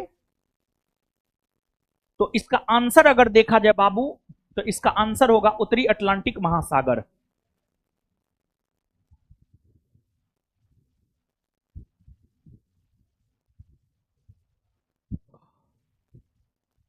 अभी कथन है, अर्जेंटीना में खेती के लिए पंपास का मैदान मुख्य क्षेत्र है। हाँ सही बात है। अर्जेंटीना में शीतोष्ण घास के मैदान को, अर्जेंटीना में शीतोष्ण घास के मैदान को, अर्जेंटीना में शीतोष्ण घास के मैदान को पंपास कहा जाता है। और पंपास को अर्जेंटीना का हृदय स्थल कहा जाता है। और पंपास घास के मैदानी इलाका में गेहूं का भरपूर उत्पादन होता है। और पंपास घास के मैदानी क्षेत्र को रोटी का डलिया भी कहा जाता है, रोटी का डलिया भी कहा जाता है। तो यह सही है। कारणार्थ, पंपास की उपजाऊ मिट्टी तथा शीतोष्ण जलवायु फसल तथा घास उगाने के लिए बहुत उपयोगी है। हाँ, पंपास की उपजाऊ मिट्टी तथा शीतोष्ण जलवायु फसल तथा घास उगाने के लिए बहुत उपयोगी है, यह कारण है। यह भी सही है, यह भी सही है।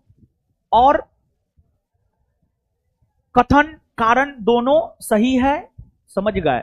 और व्याख्या भी देता है कि पंपास का मैदान अर्जेंटीना का मुख्य खेती का मैदान इसलिए माना जाता है क्योंकि यहां पर गेहूं का अच्छा खासा उत्पादन होता है, यहां पर गेहूं का अच्छा खासा उत्पादन होता है।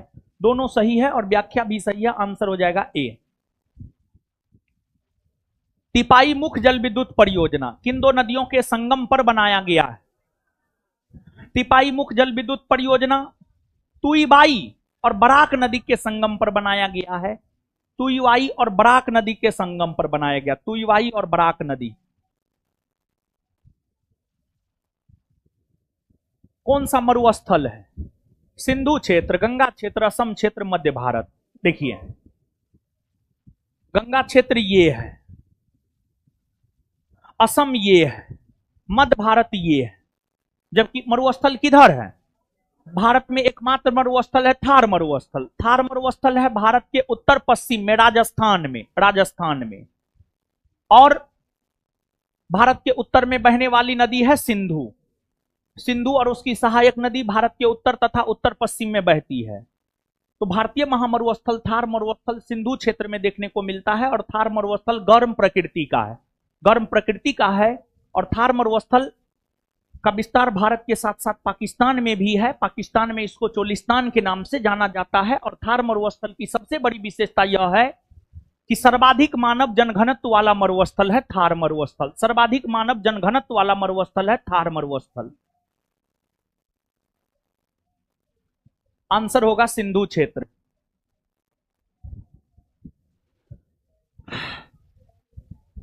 निम्नलिखित नदियों में से कौन सी विषुवत रेखा को 2 बार पार करती है? अफ्रीका महादेश, अफ्रीका महादेश, अफ्रीका महादेश।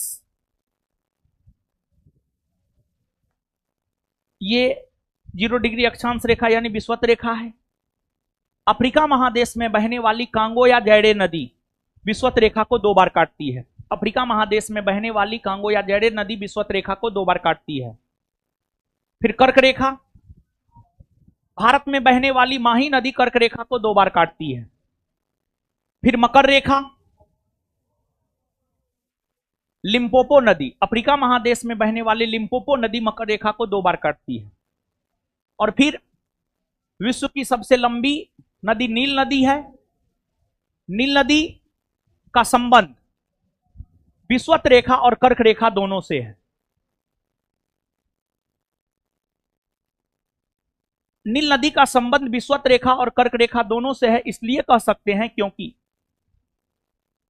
विषुवत रेखा पर स्थित विक्टोरिया झील से नील नदी निकलती है और कर्क रेखा को पार करते हुए अपना जल भूमध्य सागर में गिराती है।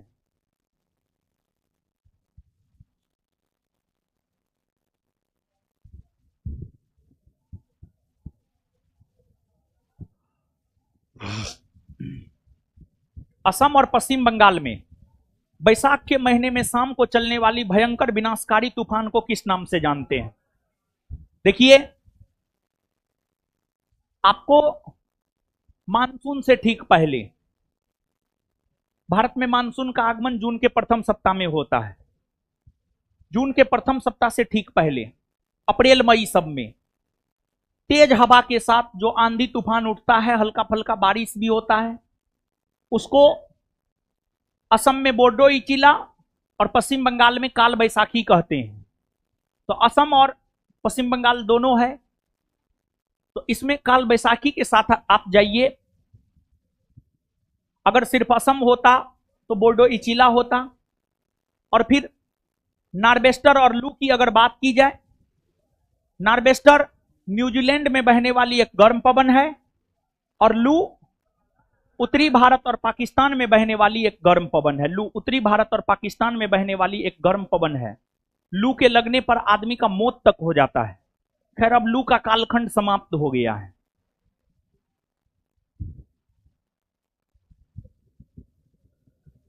सूची 1 को सूची 2 से सुमेलित कीजिए तथा नीचे दिए गए कुछ से सही उत्तर चुनिए। पहाड़ी, पर्वत और राज। बटेश्वर पहाड़ी।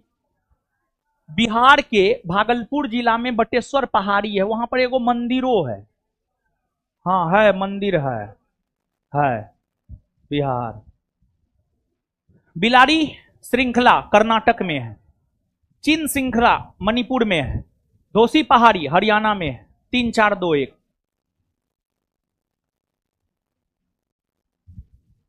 कौन सा युग्म सही सुमेलित नहीं है, मतलब कौन गलत है? हुंड्रू जलप्रपात स्वर्णरेखा नदी, हां। चचाई बीहर नदी, हां सही है, मध्य प्रदेश में। चचाई बीहर नदी मध्य प्रदेश में सही है। धुआंधार नर्मदा नदी पर है, हां। नर्मदा नदी पर धुआंधार जलप्रपात है। कपिल धारा है, दुग्ध धारा है। कपिल धारा, दुग्ध धारा, धुआंधार, ये सब जलप्रपात नर्मदा नदी पर है। नर्मदा नदी पर है मध्य प्रदेश में। और एक दूध सागर जलप्रपात है, गोवा में मांडवी नदी पर है। दुग्ध धारा और दूध सागर दोनों में बड़ी कंफ्यूजन होता है, इसी वजह से जो है एग्जाम यहां से हमेशा प्रश्न पूछता है।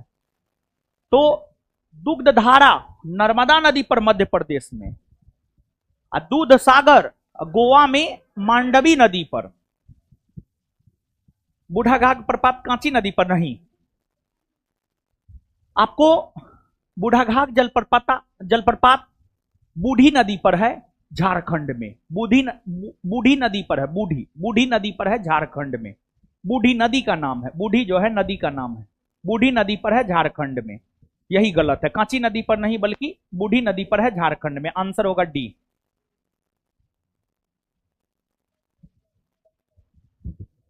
ताप विद्युत परियोजना और राज। रामागुंडम ताप विद्युत परियोजना, सिम्हाद्री, विंध्याचल, कहलगांव। कहलगांव है बिहार के भागलपुर में ना। विंध्याचल मध्य प्रदेश, सिम्हाद्री आंध्र प्रदेश, रामागुंडम तेलंगाना। BADC।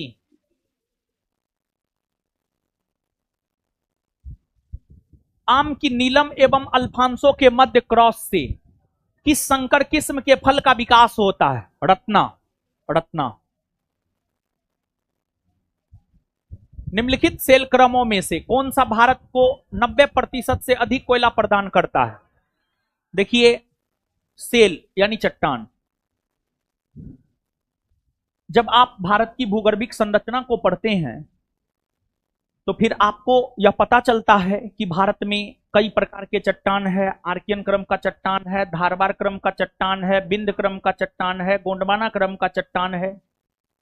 इन चट्टानों में 90% से अधिक कोयला गोंडवाना क्रम के चट्टान में पाया जाता है। भारत में जहां भी गोंडवाना क्रम का चट्टान पाया जाता है वहां पर कोयला आपको देखने को मिल जाएगा। तो आंसर हो जाएगा गोंडवाना। गोंडवाना क्रम के चट्टान में कोयला। धारवार क्रम के चट्टान में धात्विक खनिज जैसे सोना चांदी सब धारवार क्रम के चट्टान में पाया जाता है। बिंद क्रम के चट्टान में अगर देखा जाए तो चूना पत्थर सब, लाल बलुआ पत्थर सब पाया जाता है।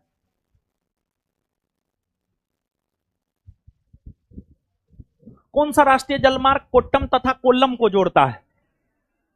देखिए, जैसे राष्ट्रीय राजमार्ग है वैसे ही नदियों के ऊपर राष्ट्रीय जलमार्ग बनाया गया है। कई सारे राष्ट्रीय जलमार्ग काम कर रहे हैं और कुछ राष्ट्रीय जलमार्ग अभी निर्माणाधीन है। तो केरल में पश्चिमी तटीय नहर से संबंध रखने वाला राष्ट्रीय जलमार्ग है राष्ट्रीय जलमार्ग संख्या 3, जिसका विस्तार केरल में कोल्लम से कोट्टापुरम के बीच है।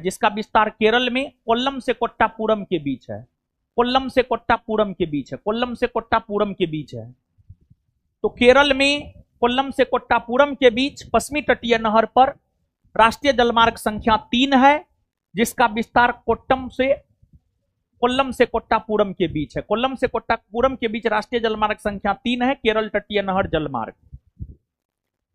गंगा भागी, और इस जलमार्ग को राष्ट्रीय जलमार्ग घोषित किया गया है 1993 में।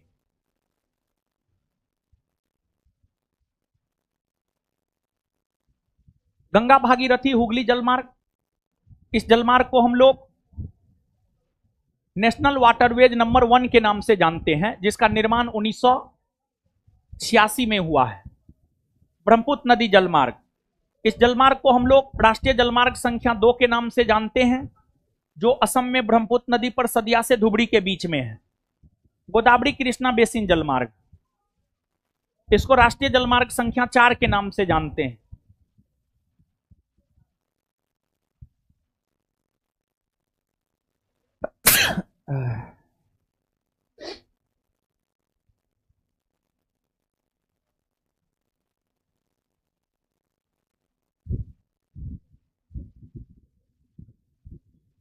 कैबिनेट मिशन निम्नलिखित में से किसके लिए भारत भेजा गया था?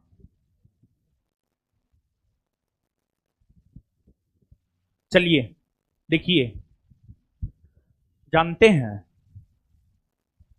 1945 में ब्रिटेन में जब आम चुनाव हो रहे थे,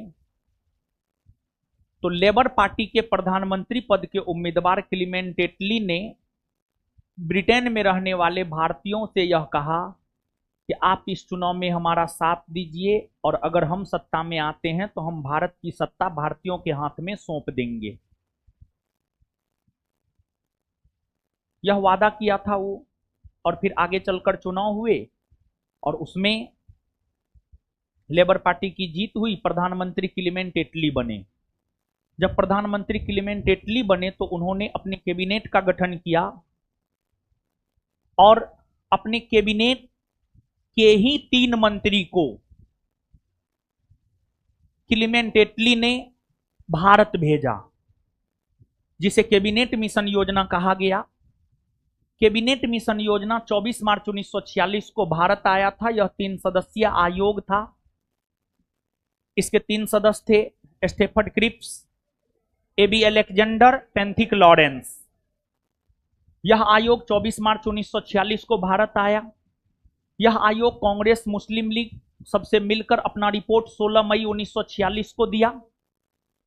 इस आयोग का काम यह था कि भारत में सत्ता का हस्तांतरण भारतीयों को करना है, लेकिन सत्ता का हस्तांतरण भारतीयों को करने से पहले एक संवैधानिक व्यवस्था इजाद कर दिया जाए। एक संवैधानिक व्यवस्था इजाद कर दिया जाए ताकि उस संवैधानिक व्यवस्था के तहत भारत में शासन प्रशासन चलाई जा सके। तो कैबिनेट मिशन योजना का जो मूल उद्देश्य था वह यह था कि भारत में आकर, कैबिनेट मिशन योजना के भारत आगमन का जो मूल उद्देश्य था वह यह था कि भारत में आकर सत्ता हस्तांतरण करने से पहले एक संवैधानिक व्यवस्था का सृजन करना, और इसलिए कैबिनेट मिशन योजना ने अपनी सिफारिश में यह भी कहा कि भारत के लिए एक संविधान बनेगा, जो संविधान सभा बनाएगा, उस संविधान सभा का गठन होगा।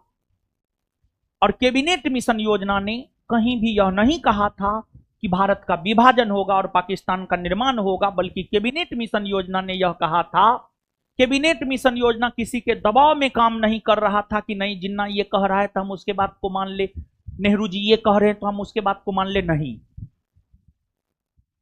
कैबिनेट मिशन योजना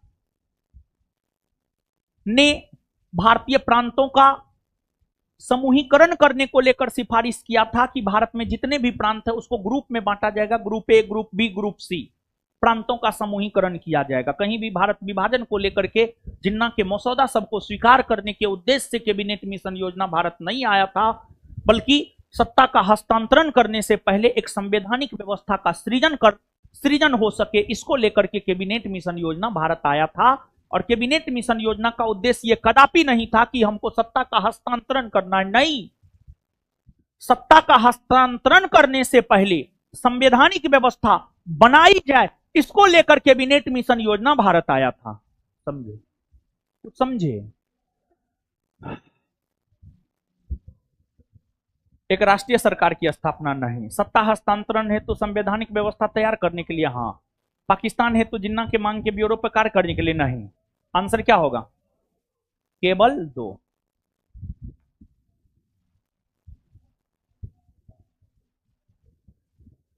भारत के सर्वोच्च न्यायालय ने संविधान के आधारभूत ढांचे के सिद्धांत को स्पष्ट किया था। सर्वोच्च न्यायालय ने संविधान के आधारभूत ढांचे के सिद्धांत को स्पष्ट किया था, केशवानंद भारतीवाद 1973। इसमें सुप्रीम कोर्ट ने 24 अप्रैल 1973 को निर्णय देते हुए संविधान के मूल ढांचा का सिद्धांत दिया और कहा कि वैसे प्रावधान जो संविधान के मूल ढांचा में आते हैं उसमें संसद संशोधन नहीं कर सकता है। संविधान के मूल ढांचे में क्या क्या आते हैं? संसदीय शासन प्रणाली, संविधान की सर्वोच्चता, स्वतंत्र एवं निष्पक्ष न्यायपालिका, स्वतंत्र एवं निष्पक्ष चुनाव प्रणाली। फिर इसके बाद पंथ निरपेक्षता, न्यायिक पुनरावलोकन, ये सब आपको आता है संविधान के मूल ढांचा में। और वैसे प्रावधान जो संविधान के मूल ढांचा में आता है उसमें संसद भी संशोधन नहीं कर सकता है। देखिए, ऐसे जहां तक भारत के संविधान का सवाल है, भारत के संविधान में संशोधन करने का अधिकार होता है भारत की संसद को, लेकिन संसद पूरे संविधान में संशोधन कर सकते हैं, परंतु वैसे प्रावधान जो संविधान के मूल ढांचा के अंतर्गत आता है उसमें संशोधन नहीं कर सकता है। समझे।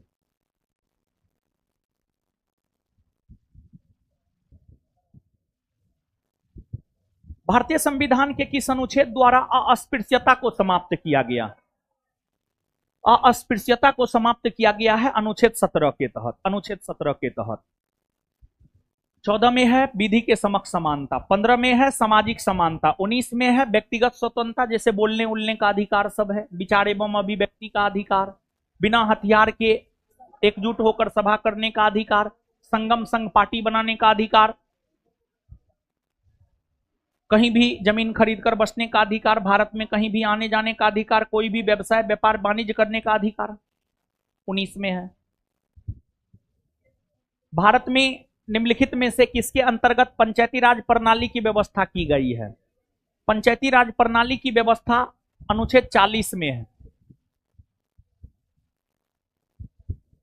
अनुच्छेद 40 में है। अब मौलिक अधिकार का जहां तक सवाल है, इसकी चर्चा है 12 से 35। मौलिक कर्तव्य 51 के क में है। नीति निर्देशक तत्व 36 से 51 के बीच में है। इसी बीच में अनुच्छेद 40 आता है, मतलब पंचायती राज प्रणाली की व्यवस्था नीति निर्देशक तत्व में किया गया है। भारत के निम्न मुख्य न्यायाधीशों में से किस एक ने राष्ट्रपति के रूप में कार्य किया है? Justice M Hidayatullah. Justice M Hidayatullah की अगर हम बात करें तो ये 20 जुलाई, डेट कंफ्यूज हो रहे हैं, 20 जुलाई 1969 से 24 अगस्त 1969, यानी लगभग एक माह तक जस्टिस एम हिदायतुल्ला देश के कार्यवाहक राष्ट्रपति के तौर पर काम किए थे। जस्टिस एम हिदायतुल्ला भारत के एकमात्र अब तक के सुप्रीम कोर्ट के मुख्य न्यायाधीश हुए जिन्होंने लगभग एक माह तक भारत के कार्यवाहक राष्ट्रपति के तौर पर काम किया। आप सब लोग जानते हैं, जब राष्ट्रपति का पद खाली होता है तो उपराष्ट्रपति राष्ट्रपति के तौर पर काम करता है, लेकिन जब राष्ट्रपति उपराष्ट्रपति दोनों पद खाली हो तो सुप्रीम कोर्ट के मुख्य न्यायाधीश भारत के कार्यवाहक राष्ट्रपति के तौर पर काम करते हैं। तो 1969 में राष्ट्रपति उपराष्ट्रपति दोनों पद खाली हो गया था, तो एम हिदायतुल्ला जो है कार्यवाहक राष्ट्रपति के तौर पर काम किए थे। और आगे चलकर एम हिदायतुल्ला पूर्णकालिक उपराष्ट्रपति भी बने हैं, पूरे 5 वर्ष तक उपराष्ट्रपति के पद पढ़े हैं और एम हिदायतुल्ला निर्विरोध उपराष्ट्रपति का चुनाव जीते हैं। और अगली बात, जब भारत के राष्ट्रपति, उपराष्ट्रपति और सुप्रीम कोर्ट के मुख्य न्यायाधीश का भी पद खाली हो, तो उस कंडीशन में सुप्रीम कोर्ट के वरिष्ठतम न्यायाधीश जो है भारत के कार्यवाहक राष्ट्रपति के तौर पर काम करते हैं। संसद के दोनों सदनों की संयुक्त बैठक बुलाने के लिए भारत के संविधान के अनुच्छेद 108 के अंतर्गत निम्नलिखित में से किसकी आवश्यकता है? देखिए, आपको जब किसी विधेयक को लेकर लोकसभा और राज्यसभा के बीच मतभेद हो जाए तो अनुच्छेद 108 के तहत संयुक्त अधिवेशन बुलाया जाता है और संयुक्त अधिवेशन राष्ट्रपति बुलाते हैं। इस संयुक्त अधिवेशन का आयोजन लोकसभा में होता है और लोकसभा के नियम प्रक्रिया के तहत ही संयुक्त अधिवेशन में निर्णय लिए जाते हैं और संयुक्त अधिवेशन में विधेयक को साधारण बहुमत से पारित किया जाता है। और आज तक 3 बार संयुक्त अधिवेशन बुलाए जा चुके हैं। 3 बार संयुक्त अधिवेशन बुलाए जा चुके हैं। एक बार दहेज प्रतिषेध अधिनियम को लेकर, दूसरी बार बैंकिंग सेवा अधिनियम को लेकर और तीसरी बार निवारक निरोध कानून पोटा को लेकर के, निवारक निरोध कानून पोटा को लेकर बुलाया गया है। और संयुक्त अधिवेशन राष्ट्रपति बुलाते हैं। राष्ट्रपति इस प्रकार का एक आशय प्रस्तुत करते हैं कि यहां फलना विधेयक को लेकर जो है दोनों सदनों के बीच मतभेद हो गया है, तो संयुक्त अधिवेशन बुला दिया जाए और संयुक्त अधिवेशन के जरिए उसको पारित कर दिया जाए। राष्ट्रपति का आशय। निम्नांकित में से कौन एक लोकसभा और राज्यसभा की गणपूर्ति करता है? लोकसभा और राज्यसभा का गणपूर्ति है कुल सदस्य संख्या का 1/10। लोकसभा में वर्तमान में 543 सदस्य है, राज्यसभा में 245। 543 का 1/10 निकालिएगा तो 55 सदस्य आएगा, 245 का 1/10 निकालिएगा तो 25 आएगा। किसकी नियुक्ति राज्य का राज्यपाल नहीं करता है? मुख्यमंत्री करता है। सदस्य राज्य लोक सेवा आयोग करता है। उच्च न्यायालय के मुख्य न्यायाधीश नहीं करता है, महाधिवक्ता करता है।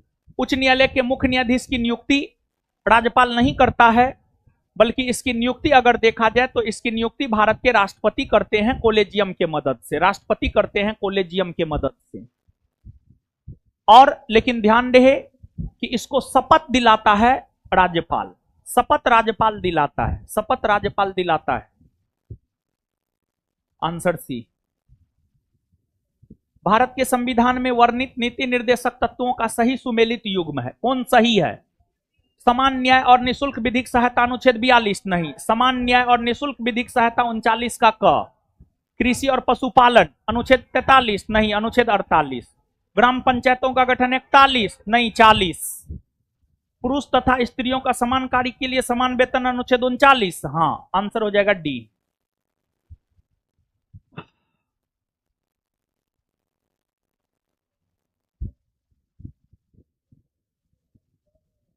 भारत के संदर्भ में निम्नलिखित कथनों पर विचार कीजिए। पहला, न्यायिक हिरासत का अर्थ है कि अभियुक्त संबंधित मजिस्ट्रेट की हिरासत में है और ऐसे अभियुक्तों को पुलिस स्टेशन की हवालात में रखा जाता है, ना कि जेल में।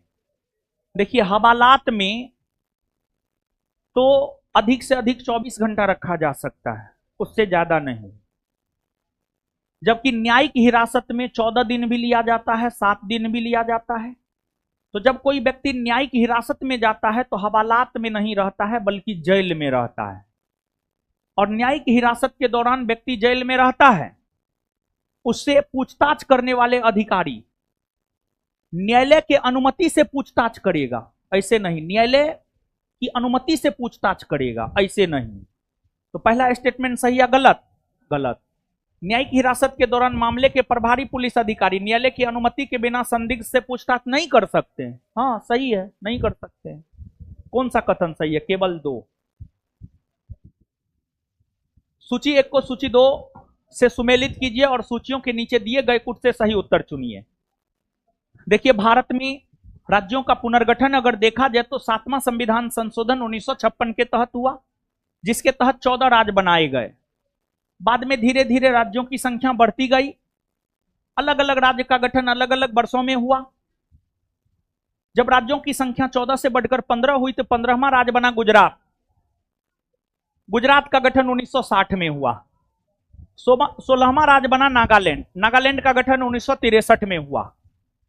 फिर आगे हरियाणा बना। हरियाणा का गठन 1966 में हुआ। फिर आगे हिमाचल प्रदेश बना, हिमाचल प्रदेश का गठन 1971 में हुआ। फिर इसके बाद 1972 में अगर देखा जाए, मेघालय, त्रिपुरा और मणिपुर, मेघालय, त्रिपुरा और मिजोरम का गठन हुआ है 1972 में। फिर सिक्किम का गठन हुआ है 1975 में, अरुणाचल प्रदेश 1987 में, मिजोरम 1987 में, और गोवा को राज्य का दर्जा दिया गया है 1987 में। फिर उत्तराखंड 2000 ईस्वी में, झारखंड 2000 ईस्वी में, छत्तीसगढ़ 2000 ईस्वी में, तेलंगाना 2014 ईस्वी में, तेलंगाना 2014 ईस्वी में। समझ गए? तो आइए, नागालैंड 1963, झारखंड 2000, तेलंगाना 2014, सिक्किम 1975, 2143।